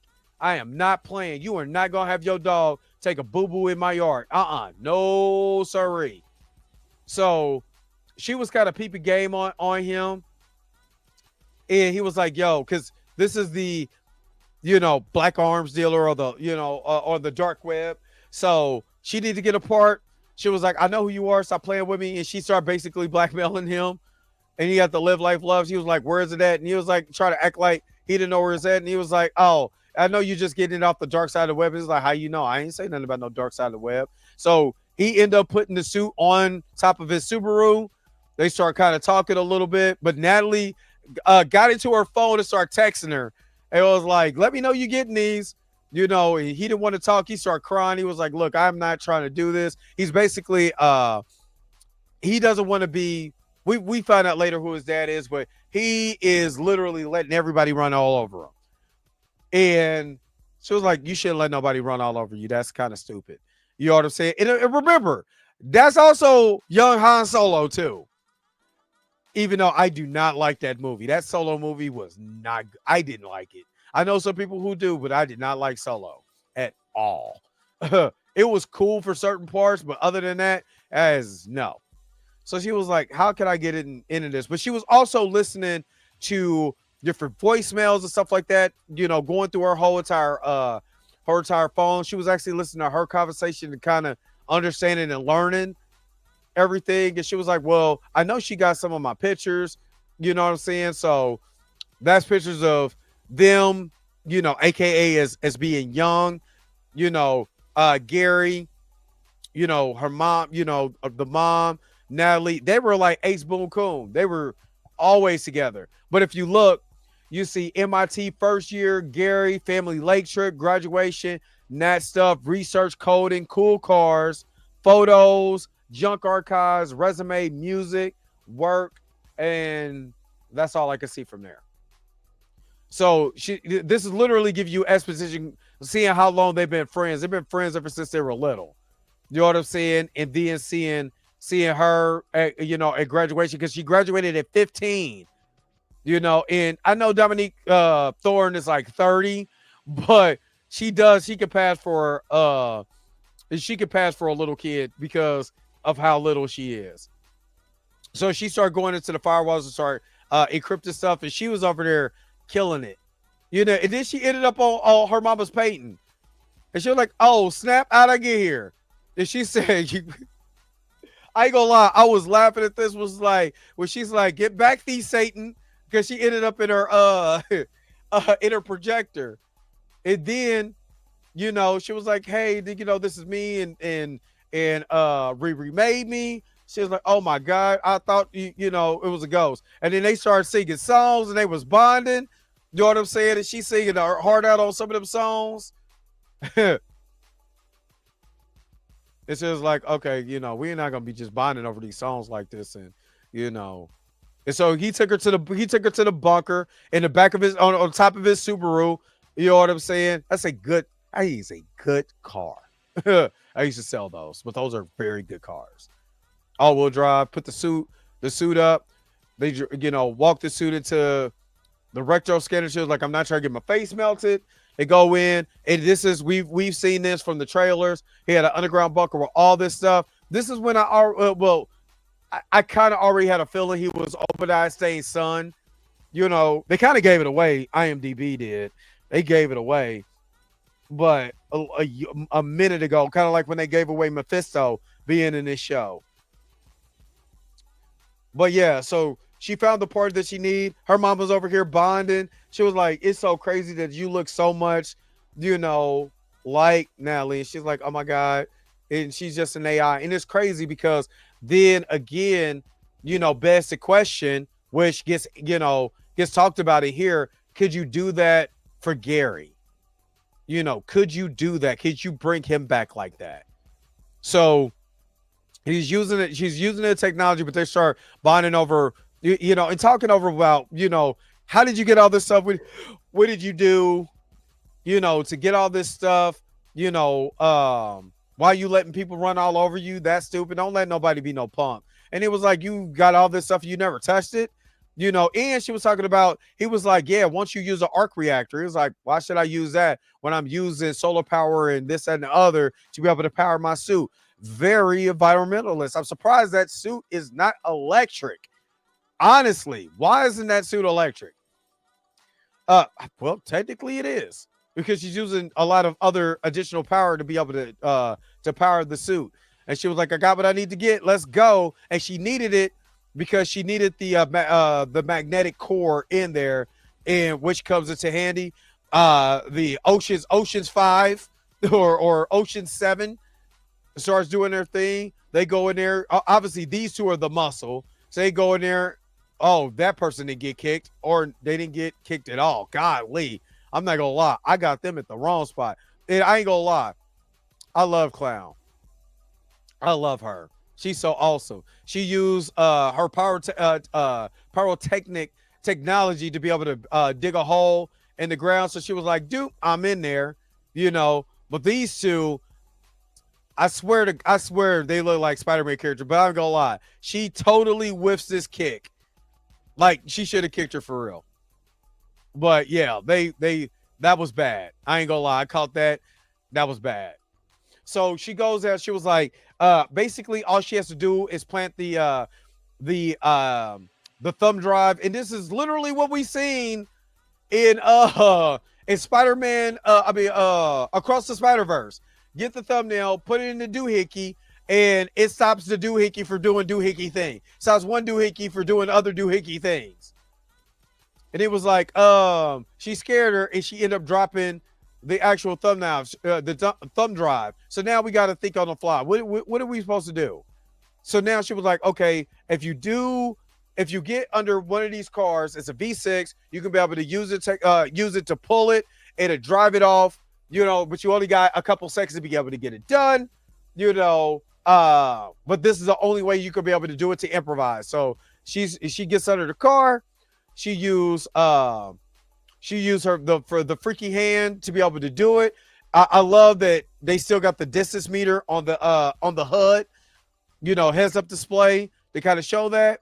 They get to the car, the freaky hand that she used, like pull, and she pulled it. I mean, this is a little different from Tony Stark too, you know, because he ain't never had a freaky hand, but it ends up pulling it. Bow, car rolls off.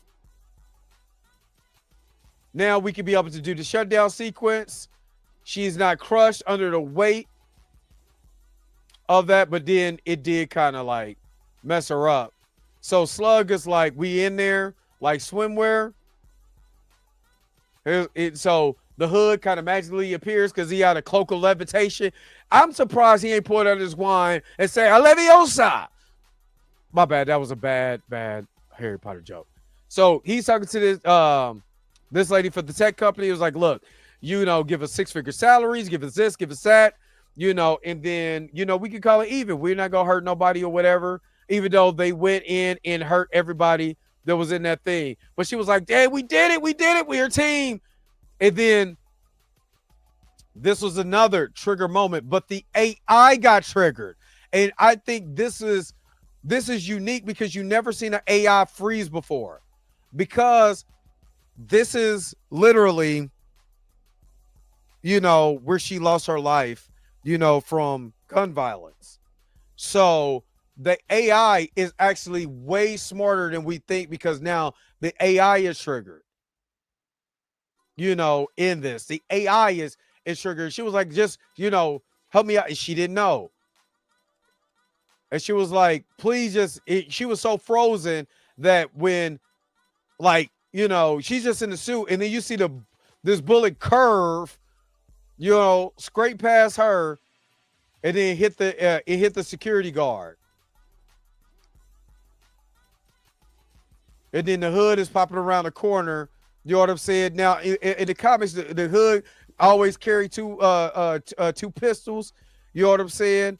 His eyes are dark. He was like, okay, now I could probably get out of here. So now they're having a celebration party, you know, about what happened. She is still freaked out because she started asking, you know, Clown, hey, how does this dude be having powers and, you know, and all this stuff, and he could be able to, you know, catch bullets with his teeth? You know, how was that? So she started talking about, now she fangirls over him too. Now y'all forgot. I know, boycott Activision, stop watching the show after the beginning.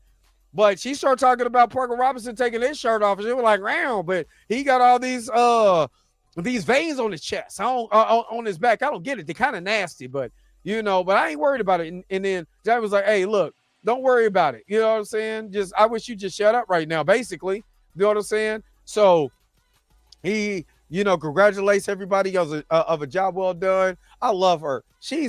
I'm sorry, I'm pointing at my TV, but I love Clown. Clown is so she just got some vibe I like. She is so dope.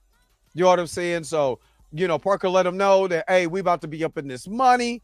You know what I'm saying? We got everything done. Good job, everybody. But we got more stuff to take care of. We got another job that we got to do. But for right now, let's celebrate. So they up in there kicking it. And she goes, and that's kind of dope. The AI is now powering the suit up. And again, which I love the wing part of it. I never really noticed that, but the wings give me the same kind of vibe that they kind of had from her suit in Wakanda Forever. But remember, Sam Wilson can keep a suit, but she can't, because vibranium. But he's using the United States government. Just saying. Anyway, so Natalie kind of scolds her like, look, you don't know these people. These people, what you're doing is kind of wrong, and she was like, well, why did you freeze up?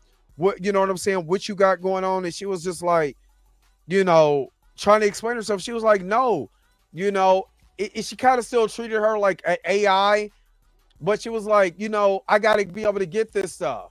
I ain't gonna lie. Good God. Oh, Jesus. But yeah, Natalie was like, look, I don't care.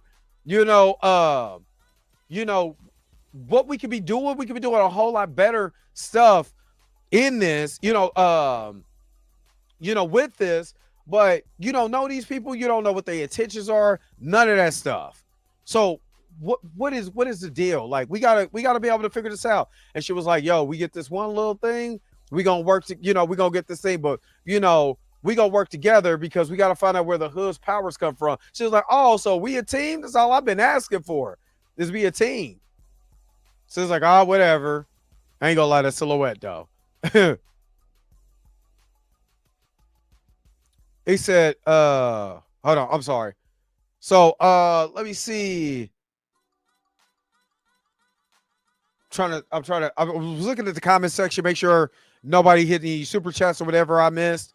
But let me so she goes down and she kicks with Xavier, hanging there. Good music, good vibe. I love this scene.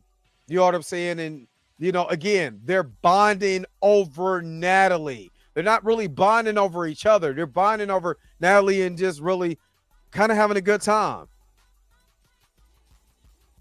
And then my man is over there, got scales and stuff like that. He was like, man, I can't continue to do this. I mean, my man just all veiny.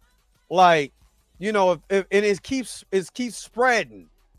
I can't really see. He was like, man, I can't keep seeing you like this. He was like, nah, man, I'll be good. Just get everybody ready. We got another job. We trying to get together.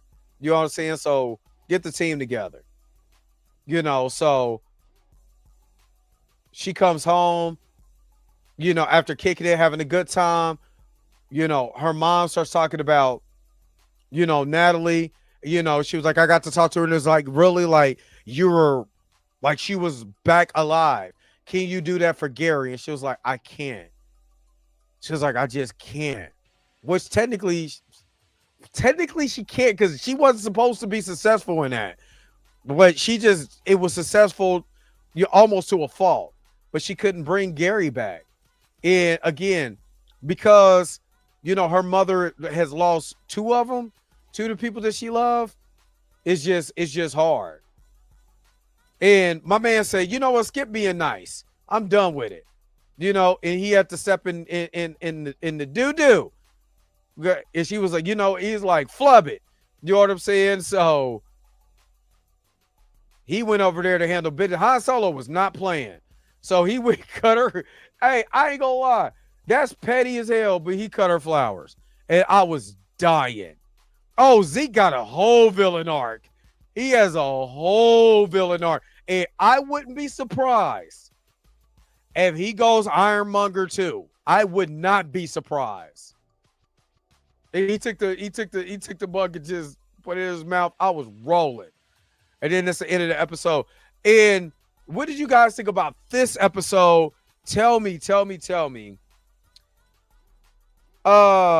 Yes, I will do the Fantastic Four trailer. I will do that. I will, like I said, let me get some rest, because y'all be forgetting that I get off of work and I do this. I do this after I get off of work, and I have literally been up since 3:30 yesterday, y'all, or 4 o'clock yesterday.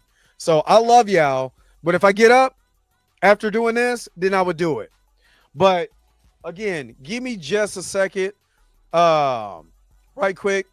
I need a 30-second break. So let's taste the biscuits for a 30-second break.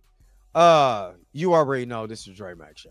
After these messages, we'll be right back. Taste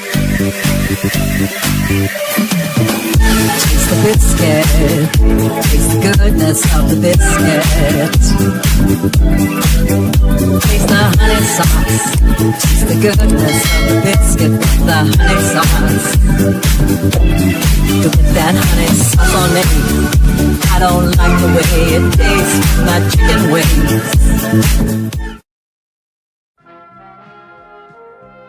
We now return to the Transformers.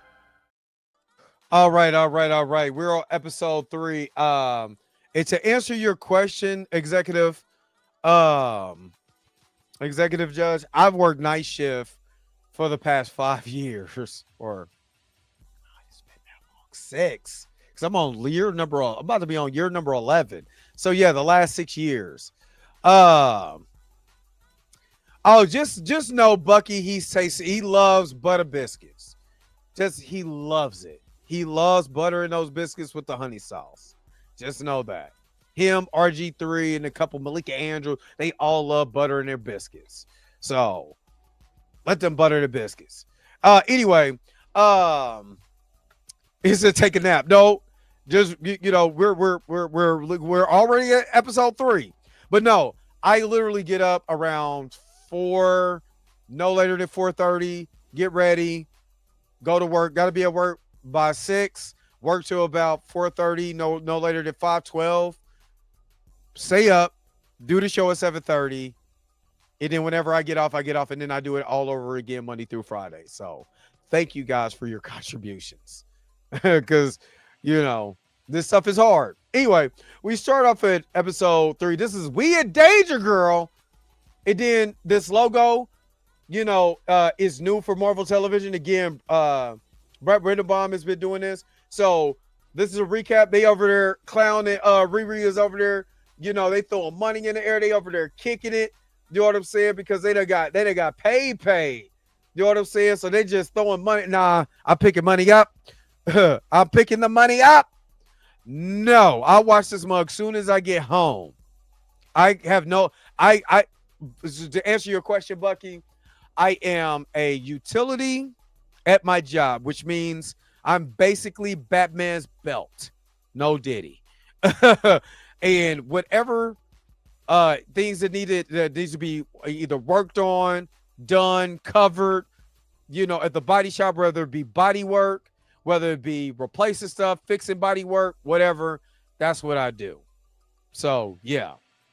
They're having fun, though. They're young, so they're having fun. They throwing money in the air. You know what I'm saying? They having fun. They stacking their chips. You know what I mean? And Slug was like, "Look, you walk through one money thing. You walk through it all." So. And it was like, "What are you gonna do with your money?" And it was like, start an underground fight club. She was gonna start like a children's thing, but to funnel her business at the on the back end, you know what I mean? And it was asking Riri what she was gonna do, and she was like, "I'm gonna put my money back into my suit." And what's crazy about that is that she said at the beginning that the biggest thing I'm trying to do is you got to be rich to be able to do the things that Tony Stark can do. Because let's be honest with you, Batman and Tony Stark got one thing, and T'Challa got one thing in common: they're uber rich. They're super duper rich. So with being super rich, you could do more than me. Let's just be like that. They could be more than me. So Clown goes on. She's over there wearing the hood. Everybody's like, yo, take that off, son. You know what I'm saying? And he was like, do you think? She was like, with the suit or with the cape, the cape. It's hot. I don't understand why it's so hot. Yada, yada, yada.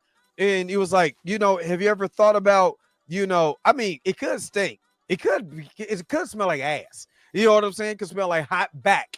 But no, it doesn't. You know what I'm saying? It has magical signatures into it. You know what I mean? And he was like, well, if you try to analyze it, we could just analyze it. And my man like snatched the suit from her. It like, you know what I'm saying? And bumped her in the head. And Riri Little Self was like, hey, yo, what's up with that? You know what I mean? You ain't gonna do that to me. And she stood up to him. And dude is tall.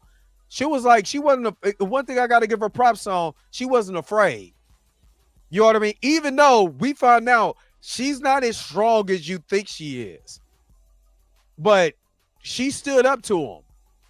And then Parker was like, yo, what's that? What's all the hubbub about? What's all the fuss about? She just wanted to wear the cape and she was pissed. You know what I mean? So they go back to business as usual. And she was like, we all got a funky attitude because he knocked my head into a table and didn't apologize. Nah, he should have got the mess slapped out of it. I'm trying not to cuss it too much. Try to keep this, family friendly. But my question has always been, and I hope they answered it either episode 4, episode 5, Harlem, TNNL, and the first job that they did. What do they have in common? Who are these people? Did he work for a tech company? And he has to come back. What is fueling Parker to hit up all these Ocean 11 type heists for these tech companies? That's the question. So they were saying, can we get in here to try to figure it out? You know what I'm saying? So they got to reconvene, later to try to figure out how they're going to be able to get this done. And so she's talking to this is when she was talking to Parker. Yeah. And he was just talking about, I used to be a nobody, back in the day. But look at me. I'm somebody. And with this cape, you ain't got to worry about it. Because with this cape, I'm somebody. And that's all I ever wanted to be. So, hey, go take your money. Go have fun. Don't worry about it. I got you, babe. Don't worry about it. We got you. And I love that. I love that because it's my man Anthony Ramos. But he was talking about the magic. The cape, the cape has magic. And he was like, and she started to get kind of curious. She was like, you people say it's magic, you know what I'm saying? But she's curving bullets, so it's got to be something. And she was like, look, with wizards and all of that stuff coming out here, you telling me that ain't no magic? There's androids, wizards, and cyborgs and aliens. All the stuff that they talked about in Falcon and the Winter Soldier. So he gave her these, so Riri bought Xavier these really expensive headphones. He was like, wait a minute, one minute you're dumpster diving, next minute you buy me expensive headphones. It was like, this is just for my job. And he was like, And he was like, and then he started explaining again the reason why, and they're holding on to the memory of Natalie. He was like, the reason why he's holding on to those headphones because they were Natalie's. You know what I'm saying? So they hold a lot more sentimental value than that. And Xavier is a good character for her. Because maybe Xavier can talk some sense in her. So Joe, aka Ezekiel, pops up to her house with plans. And she was like, she coming back in the back with Xavier. Xavier's leaving. She's like, what you doing in my mama house? Basically, he blackmailing her because he got stuff that he want to get done. And again, he's being real naive. He's really weird. He's going to be a villain. He's going to be a villain. Especially the way he tried to blackmail her. And now all of a sudden he's like, look, you going to do it now. You know what I'm saying? There's no ifs, ands, or buts. You going to do it. And he was like, damn it. Because she didn't want to tell his mom about all the stuff that she's been doing in that, with that suit. So she was like, damn it, I'm getting blackmailed. So she goes up. Natalie blackmail. And I'm not going to lie. This was funny. Because this is something that we didn't really see. She taught him. She did. Puma Lee, she taught him.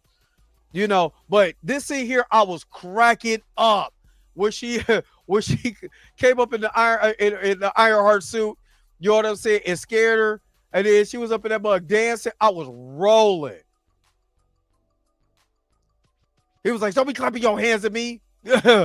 But she was just talking about like we gotta understand like what we're dealing with, with this guy. So we really gotta sit around and kind of analyze this and make sure that we know exactly what's going on. So she actually started listening to Natalie about what was going on and still being buddy. But she went back in that suit and was like, "Oh yeah," and start like she was. And again, this is good CGI. I wonder was some of that practical and some of that CGI, but this was really good CGI. She was like, "But we got to upgrade the suit," so they went upgrade the suit. So now, she could be holographed wherever, and she got on the fly suit. I love that yellow on her. I'm sorry, anybody. Yellow to me, yellow with off white looks so good on chocolate skin, like dark. I'm having a moment. I love it. And red. I don't know what it is, but it's just those colors pop. So they get to having like this reminisce moment, and she basically was, even though she's the AI version of her friend, she was still asking her like, "How was I? Was I like this? And then I have this memory," and she broke a memory down to a T. They were talking about how she got busted, kissing this boy or whatever, or doing something she wasn't supposed to be doing in Gary's shop, so. And how she like, I got gaps in my memory. She was like, but even if I was alive, I would have gaps in my memory and everything. But just saying, they were literally having a bonding moment because she was like, just take me somewhere, just hang with me, kick it with me or whatever. And I'm glad this is AI and this is like barf, because it would have been weird if people would have walked by and she would have been glitching. So they go back to Gary's auto. This scene was sad. This scene was so sad. Because again, this is still a trigger for Riri. So they go in, and now the AI version of her best friend is at the scene of the crime where everything happened at. And she's at right where the spot where she was at, and all she could picture is Natalie sitting in that chair where she literally like did a like a barf technology. Like, did you ever notice that she did? Yeah, I'm sorry, Erica D. I'm gonna shut up. I'm shut up because there's so much chocolate on the screen. I can't hold my. Woo!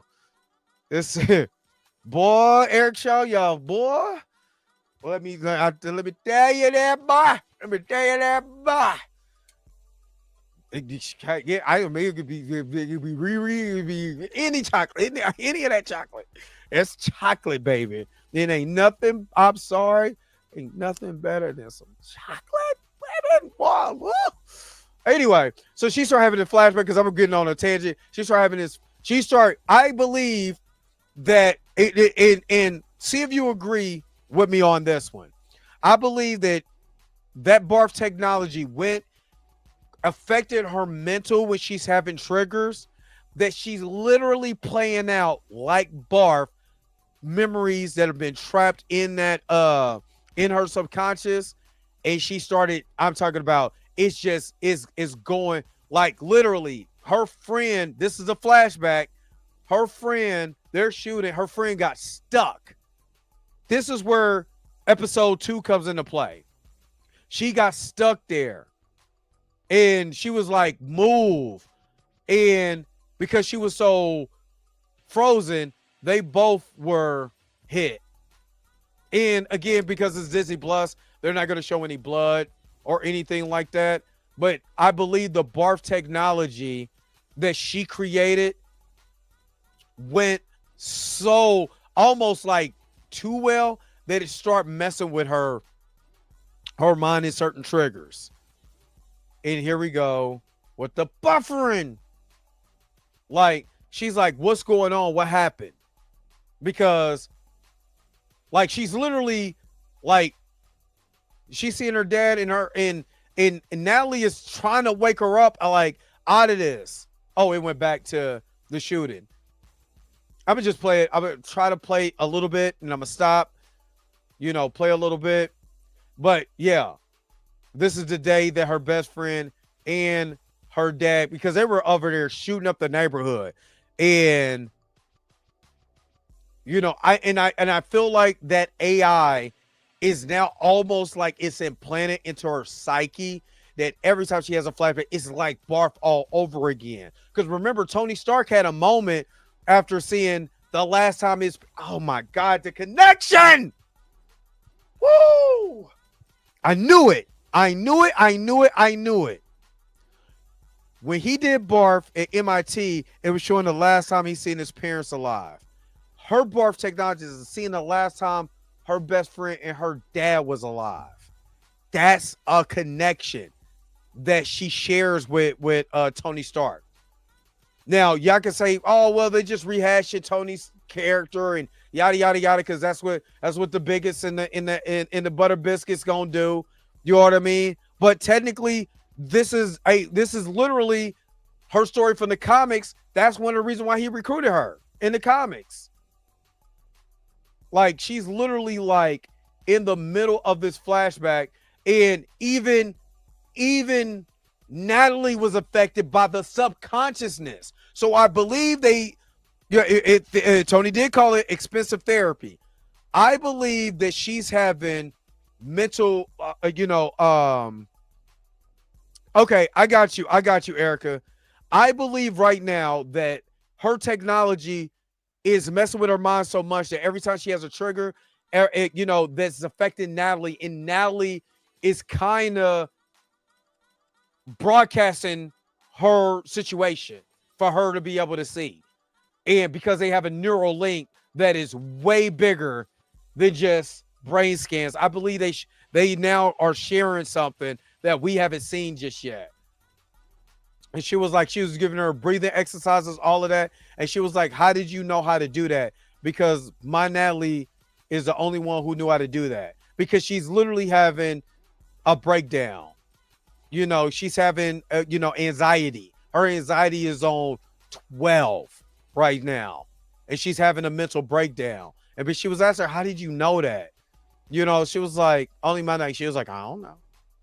It is almost to the point where I believe all of the memories that she had, it's something with the technology that created this AI, but made it stronger than Tony's barf technology ever would have seen. You know what I mean? So she comes home, she sees the cops. Now, all this dirty stuff she's been doing, she been getting all this money. The cops go there. She was like, we're looking for Stewart, aka his name is Rampage. You was the last person that contacted him. And she was like, look, we met at a job interview. We exchanged numbers, but when I called him, we went straight to voicemail. I don't know. But he is no longer, and she's freaking out. She's like, oh, snap. They made him a no longer. They go get me, girl. I'm in trouble. You go, what can I do? And Natalie is like, yeah, well, let's break this down. You know what I mean? She was like,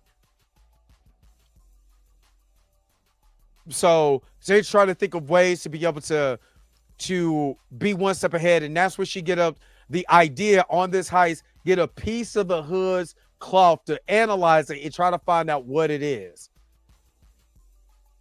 So it was like, if we do this, this is the way you got to do it. I got to go be, Ezekiel finds out a way that he could be able to use basically like a latex skin that doesn't get detected by metal detectors or anything like that. So that's what she's going to go do. And we're buffering again. All right, let's see if we got this. So on the news, the tech industry, I wonder, is that WGN? Is that WGN? That look like KTLA number 7. I don't know. What's news number 7 if you from Chicago? But anyway, so he's listening to this report. He's letting them know, he's over here doing this thing. And he was like, yo, basically, you're not even gonna let me finish what I got to do. And he was just basically talking about the jobs and all of that. This that's getting ready to happen. And, you know, I thought I was in charge, you know, and obviously you're not as in charge. Look at Anthony trying to get like me, trying to have that stature. Oh, Channel 7 is ABC? Okay. And WGN is still what? What's WGN now? Is it still, what was it? Was it Channel 5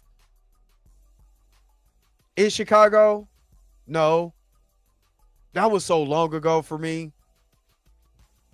Right. I mean, he's trying to be like me, you know. I mean, you know, I got little tats, you know what I'm saying, or whatever. He's trying to be, you know, cock diesel like me, you know what I mean? You know, but I mean, I hit him up, was like, you know, you gotta work it out. And Anthony was like, I'm already on it, son. And I was like, cool. Channel 9, that's right. Channel 9 is WGN. That's right. So he was like, look, you know, this job, do you think the crew is gonna be able to really, you know, get with this job? He's like, because we don't have no entries. He's like, yo, we gonna go with schedule with the plan. It was like, you know, you used to, contact, you know, connect with me on this stuff. He was like, you know, you could be setting us up for failure. Like, look, I got it. I got something. We gonna do it, and we gonna get it done. And we're buffering again. Oh God! And then one of the CEOs of Artworks said they're just simply petty thieves trying to make a buck using cheap tricks. They will be caught and brought to justice swiftly. Oh my God, the buffering. We were good. We were good until I. So, and hey, think about it like this. AI technology is so crazy right now. I watched a video that Mika G put up about AI telling you what they don't like about humans. Crazy. And it looked real too. And we're buffering again. God dang it. Stop the buffering. Can we stop the buffering, please? I still got another 2 hours. Not 2 hours with y'all. No, 2 hours for this other stuff. And while we're waiting, let's go to another one. Just while we're waiting. After these messages, we'll be right back. Taste the biscuit. Taste the goodness of the biscuit. Taste the butter spread. Taste the goodness of the biscuit with the butter spread. Get your butter spread all on me. I don't like the way it mixes with my mac and cheese. We now return to the Transformers. All right. And we're still god dang on buffering. Hold on, y'all.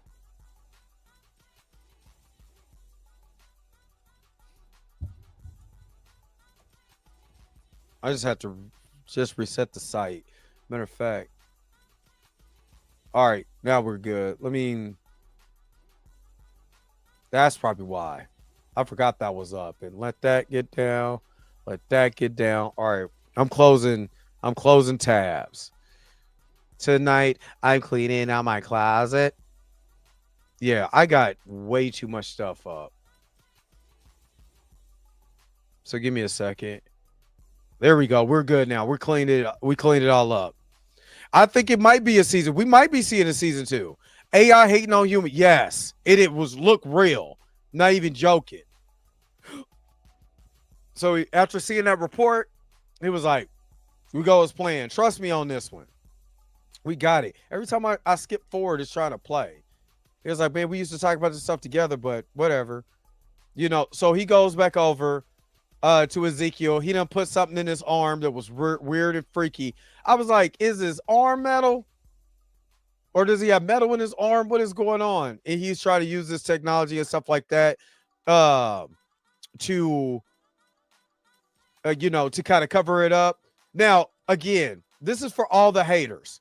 Not only is she being smart, she's also being real motherly to him right now, which is a big thing when it comes to like female characters. One, these guys that come out, they be like, oh, this is woke, this is woke, that, da da da da da. They're always trying to be like men and stuff like that. He was like, you could have been a doctor or a lawyer. That's what most of the conversation said. Well, I don't see her as an engineer. Why can't she be a doctor or a nurse or something like that? You're putting her in a category. You know what I mean? And look, she's not being put in a category. She's actually taking care of him. You know what I'm saying? And really kind of being like motherly towards him. You know, and hooking him, you know, making sure that he's good.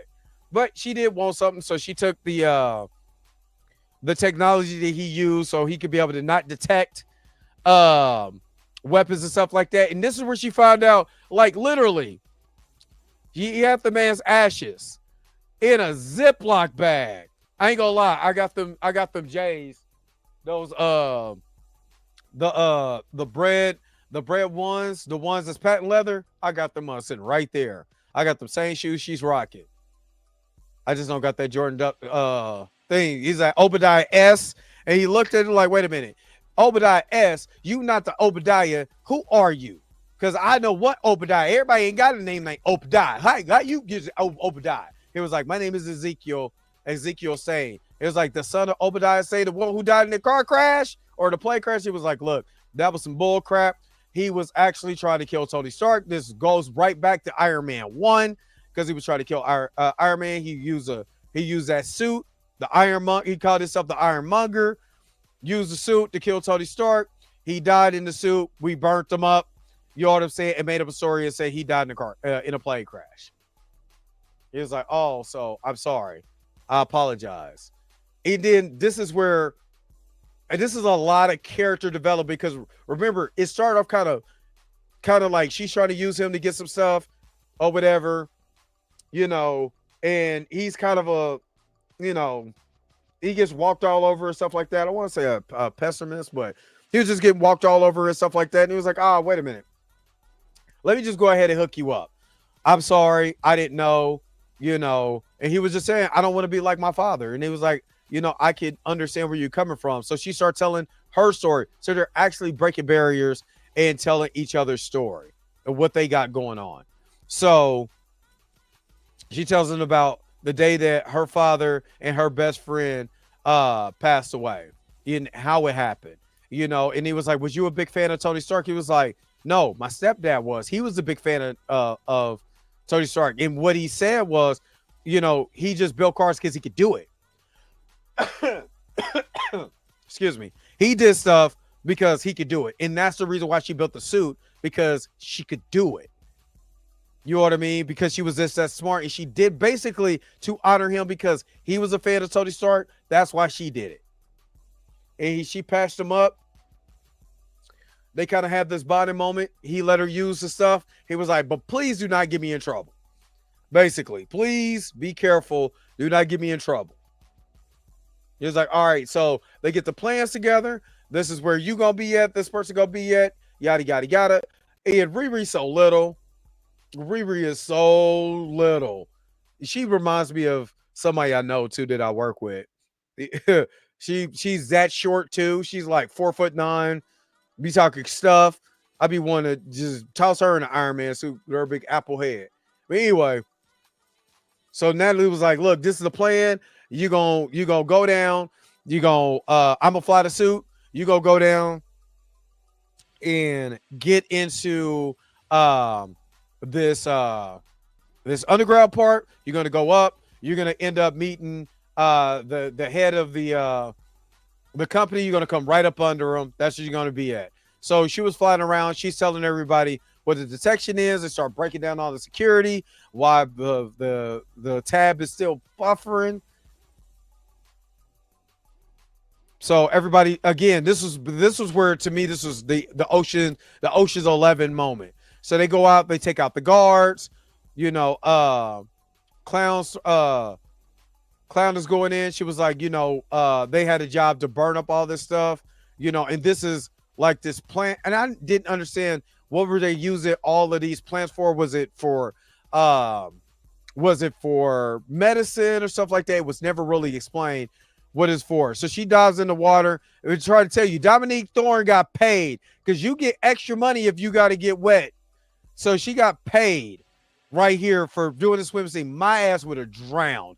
First of all, I'm not jumping in the water. And then if I would have got pushed in the water, I'm dead. I am not Aquaman. I'm not swimming nothing. You know what I'm saying? Where my stunt double is? Stunt double! You know what I'm saying? I'm not doing the water thing.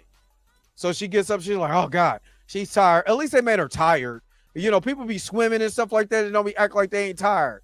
But so Natalie is right now in the interface of the is the interface is now taking over for the Start Tech, the AI. You know, we get with the head of this company, which it doesn't really matter because he is literally here to move along the story and as a plot device. So my man was like, I knew you was gonna come. I'm like, what? Who is Parker Robbins?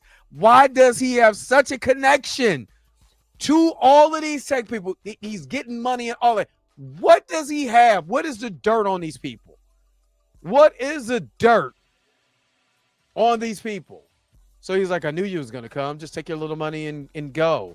You know what I'm saying? On some old Batmanish type of stuff. Because they're using, even though we're seeing it and it looks human, it's just the AI interface covering it. Almost, I'll give you an example.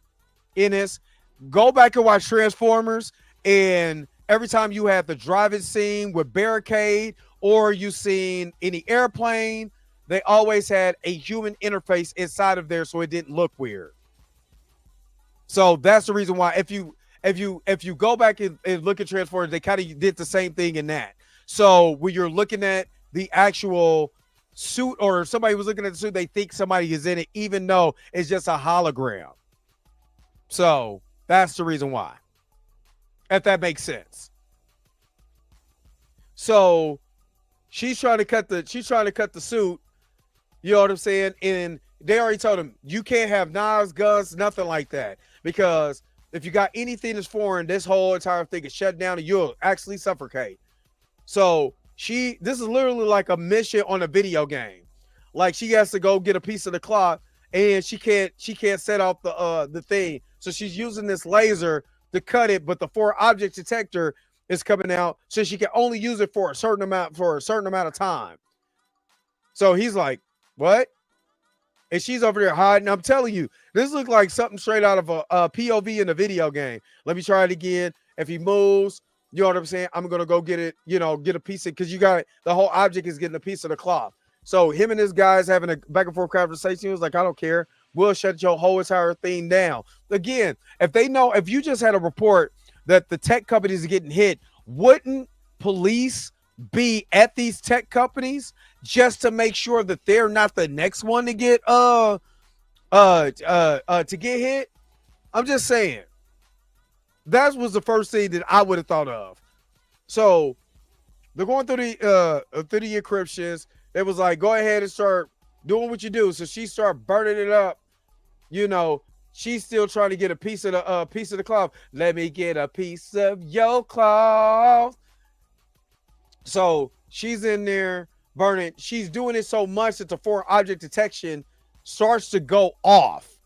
And when she did it the last time, she was like, damn it. Everybody gets shut. They start shutting everything down. Wow. Like, uh-oh. Like, what's going on? And then they cut off the oxygen. So the CO2 levels starts to decimate in this facility. So they said the CO2 levels is starting to rise. They basically start to suffocate you. And it was like, your friends ain't go nowhere. You're going to die. So, and she was still, like, since we're here, let me go ahead and still get a piece of this, cloth. So,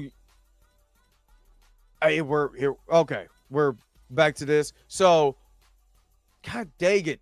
I know why you want to play. He tries to peel his muffin cap back. His eyes get dark. Was like, this is how you want it. And she was like, I'm still get a piece of this cloth. So she was still out there cutting. And my man goes invisible. Oliviosa. And then at the last minute, she cut the piece that she need. He was like, oh, snap. So my man's over there choking people. And this is a good use of practical effects. You spend the majority of your money on the CGI. Let's go ahead and have him fighting himself. You know what I'm saying? So he's over there doing hood things. Then he goes super Dark Vader on us. because he starts going to people, to the security. She's trying to knock this thing out. That is not working. Like, it's bouncing back. When I was watching this, I was rolling because I'm like, you're an idiot. That glass is bouncing back. You're not going to break anything. And he was like, look, go get the help. I need to go find out what's going on. So these guys come up, and I'm not going to lie. These day players are terrible because they is getting tossed. Like, look, I mean, if you're going to be my security team, at least have a good security team. I'm talking about people getting flip kicked, pow, while Riri is up here doing her best John McClane. Yippee-ki-yay, mother. Oh, snap. Here's stuff going on. Help. He was like, the CO2 levels is rising. CO2 levels are already 95% over there, 74%, 68%, 49%, 26%. So they're going around in circles of all the air of the suffocation that's going out. So again, the AI is literally, no, they couldn't use the batons because the batons got metal in it. And you don't want to use like wooden. Well, I mean, you could use a wooden baton. I mean, it would have been better than them plastic guns from X-Men United that they was using to take out Magneto. Cause I mean, my man's over here tells them, up, get, up, ow. And they turn into slinkies. I'm like, what am I doing? Man, I wish they would have did these episodes by episodes, week by week. So Riri escapes. She gets into this facility. She done hurt her ankle. She already kind of got a limp. Cause I know how that feels when you drop down and you twist that thing wrong. It's jacked up, but she runs right into Johnny. And then we get the sparring match between her and Johnny. Johnny already had it out for her. This just gave him more fire to be able to, and she's hurt right now anyway. But Riri still got some fight in her, while he was over here trying to, he was tossing her across the room and everything. Like, again, if Riri, I think, and let's be real, because we got blessed up, man. Exactly. So what I noticed was, what people complain about is that all these women be fighting grown men and these grown men be getting, tossed up and be tossed around or whatever. That ain't the case with Riri. Now them two other ones, that's a different story, but they love to fight. They look like they need to be in a Fast and Furious franchise. That's not a good picture right there where her hand is at. Like, I never noticed that, but he was trying to stab her, everything, but she held her own. But she held her own in a way where it was still believable, And my man Hood was coming in. He was like, "Let's go, I got you." And he was like, Natalie was like, "Come get me." You know what I'm saying? And she made sure to come get her. She's over there trying to leave. She's limping. My man is over here slicing arms and all of that. She's literally she messed up. She messed up big time with this. Because I know what she was trying to do, and we get what she was trying to do, but she really messed up. And then she left, and then she was like, what's going on? She was like, they pulling the CO2 up here, genius.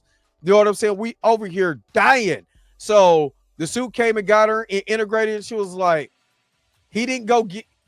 Now, tell me this ain't the Peter Parker moment, right? Yeah, she dropped the Ezekiel tag. But tell me this doesn't remind you of what Peter Parker had to go through when the thug, made Uncle Ben's a forever tombstone. And he was like, that ain't my problem. She basically, that ain't my problem that you stuck here now.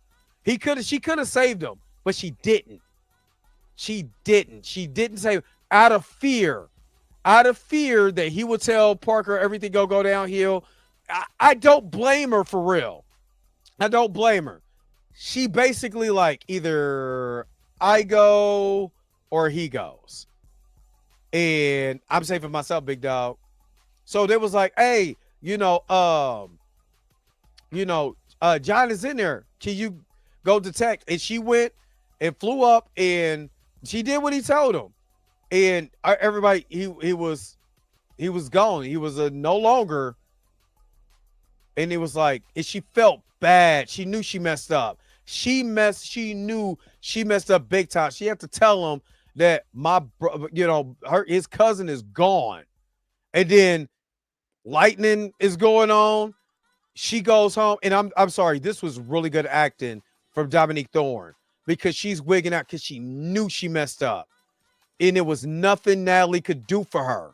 Like this was acting. She knew she messed up. She was like, "No, I messed up. I'm cooked." He was like, "Why?" He was like, "Why? I did what you told me to do. I did what I did everything that you told me to do." Like, we all know who he's talking to, Mephisto. You know what I'm saying? Mephisto confirmed he's talking to him. You know what I'm saying? But do you hear these whispers and stuff like that? Is it the cape? Is it Mephisto? What is it? You know what I mean? What is it? And it was a hell of a cliffhanger to end on, because he starts showing her, Parker who did it. You know, who did it and why. You know, and he starts hearing, like I said, all these different voices. He sees John. Johnny was like, "No, don't you show me this. Don't you show me." But he's showing him, he's technically showing him who did it. And I ain't gonna lie, the effects, the angles, this right here, man, chef's kiss. This was a horror.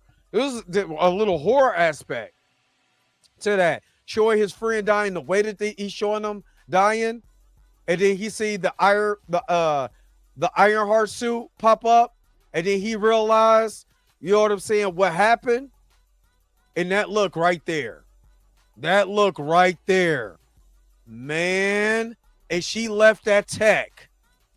So not only did she just create a brand new enemy with the hood, she's gonna have to deal with Ezekiel when he freaks out and becomes his daddy. It was like, she's like, "No, I can't fix it." Like, she's trying to get her to tell her what to do. She's like, "No, I can't. I messed up. And I think this is a great turning point for this character, right? Because again, I always talk about the hero's journey, and the hero's journey was, she gotta fall. Because she never falls, she wouldn't know how to get up. Remember, Tony did it with Ultron. Tony did it with a lot of stuff. But Tony did it with, he created Ultron. You know what I'm saying? And then the Sokovia Accords came out of what he created from Ultron. And then he went against his own friends because of that. You know what I mean? But yeah, man, I'm not gonna lie. You said he's going for full trust fund, baby. What's his name? From The Incredibles. That's who he's gonna go. He's gonna go him from The Incredibles. Hold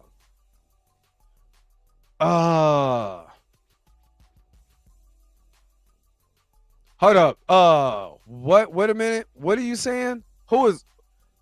What? Not Harry Osborn. The dude from The Incredibles. Magritte 7 Defender. What are you talking about?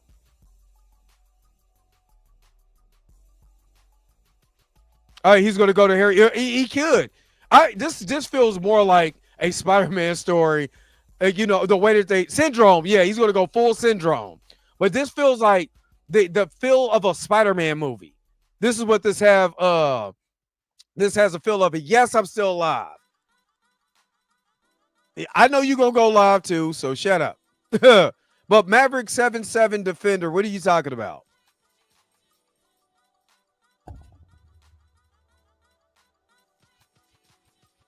Or are you coming in here to troll? Because you got the right one, baby. Uh-huh. I just need to know. I need to know where we at. I just need to know where we at. So anyway, that was episode 3. Good God, 2.5 hours later. That was it. What did y'all think about this episode? And I got a place for them. Trust me. I got a place for all trollers. I got a place for all trollers. I don't know if my admins are still in here, but if not, don't worry, because I always have a contingency plan. I always have a contingency plan. Don't trip. I don't see him. I don't see him in here so anymore. Did somebody boot him? Or if he is,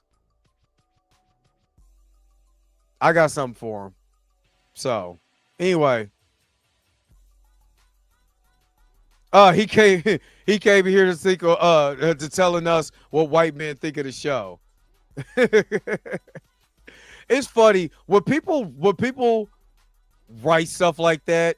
Engineers you can name. The answer is 0. How many black women chess masters do you know? The answer is 0. Stop the delusion. No one buys it. Didn't I do a whole live? Breaking down black women engineers over the 20th century? Should have been there. Should have been there. But anyway, they never give us credit because when you got you got a brain about the size of the tip of their penis, then they hate you. You know what I'm saying? Because my brain is. Let me shut up. Anyway, what did you guys think about Ironheart episode 1, 2, 3? I'm not gonna lie, this was way better than I expected. Way better than I expected. I'm not gonna lie. Episode 3 got me, and I am hooked. I cannot wait to see what happens next. Yeah, I mean, it's just SWS tears. I get so weak, blood started racing to my base. They're haters, and I love it because we're so dope that they literally, you know what they do. After these messages, we'll be right back. Taste the biscuit. Taste the goodness of the biscuit. Taste the butter spread. Taste the goodness of the biscuit with the butter spread. Get your butter spread all on me. I don't like the way it mixes with my mac and cheese. We now return to the Transformers. They just got to taste the biscuits. That's all they want. They want to come in here and taste their biscuits. They don't want to give us credit, but we built this country, so catch those. Anyway, nobody, you know what? Nobody really cares. All right, Jamal Lee, you're still live. I was coming to watch the replay. Give me that game banging remix, please, Jamal Lee. You already know. Got you. Cause Maverick, I want you to know we up in this month. Gang bang, gang bang, gang bang. You are truly amazing. Thank you for your super chat. Gang bang, gang bang. Gang banging. Gang banging. Oh yeah, I gotta do you know what I'm saying? And we built this city not on rock and roll, but we just built this city. But anyway, I think I need to do some merch. Taste the biscuit merch. I think I need to do that. They won't leave us alone. They won't leave us alone because you know. Oh God. And he's doing it on X because he got booted off of here. Shut up. Nobody cares what you're talking about. We can't see him. You can't see him, but I can see him in the chat. We don't care. You're an idiot. You know what I'm saying? You just mad because you got a little ding ding. You know what I'm saying? And you can't fit it in between black butt cheeks that you be fantasizing about. How about that? Ha! But trust me, my brain is big on both sides, big dog. Anyway, let me what you think about Ironheart? Let me know in the comment section below. Yo, the sign is real simple, B. It says wrap it up. Wrap that up, B. I won't put Tyrone on there. I might do a taste of biscuits, but because I think that's going a little too far, but I don't want dude to find me somewhere and try to fight. Oh, hey, look, I'm getting too old to be set up there and be putting my judo moves and Wing Chun and all of that. I'm not trying to put that into practice. I am trying to sit down, but I love to taste those biscuits. I might the way these sis will be hitting me up, I might have to do some merch. Yeah, we not thinking about these whack people that don't have they have the brain cell of an ant. We're not thinking about that. Grifters, all of that. You know what you can do. I got 2 words for you. So I ain't worried about it. Anyway, he said bro is a Luca fan. He could be a Luca fan. You know what I'm saying? Do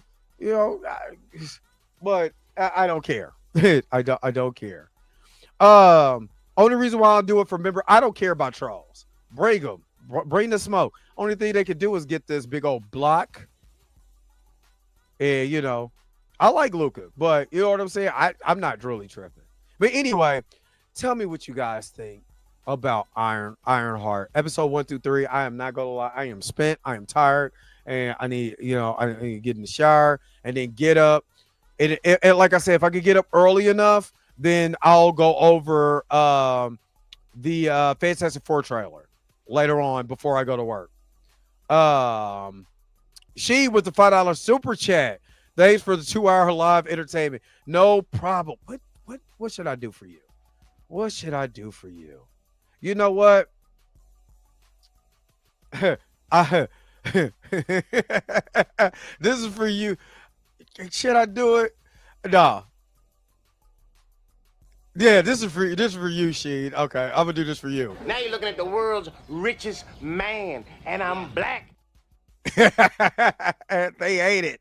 And this is for Maverick. Oh man, I'm your punk ass. Ain't nobody thinking about you, Maverick.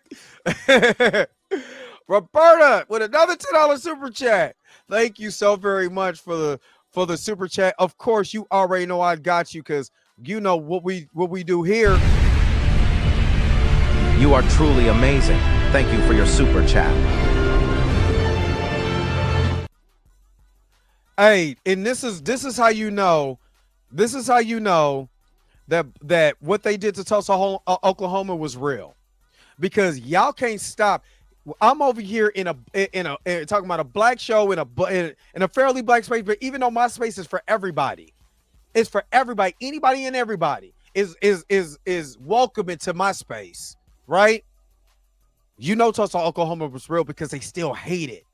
They still hate it. They still hate seeing black faces that's intelligent, that you could be able to name different people in different places, black women that help us go to the moon. I'm just saying, they were engineers for the moon. They were black. They made a whole movie about it. They still hate us. So if they come in our spaces like this just to troll and hate, just think of what they did in Rosewood. Think of what they did in Kansas City, Kansas, and my northeast side. What did they do to 18th and Vine? What did they do to other places in Chicago, New York? You know what I'm saying? Alabama, Mississippi, Florida, North Carolina, South Carolina, all over the United States. Maverick is showing you it don't stop. They'll always be mad. But Erica, y'all are, thank you. Erica D, thank you so very much for the $9.99 super chat. You know what I mean? They hate us because they ain't us. But you know what? I'm gonna give you this, Erica D, because I feel like it. Body roll! Super chat, body roll.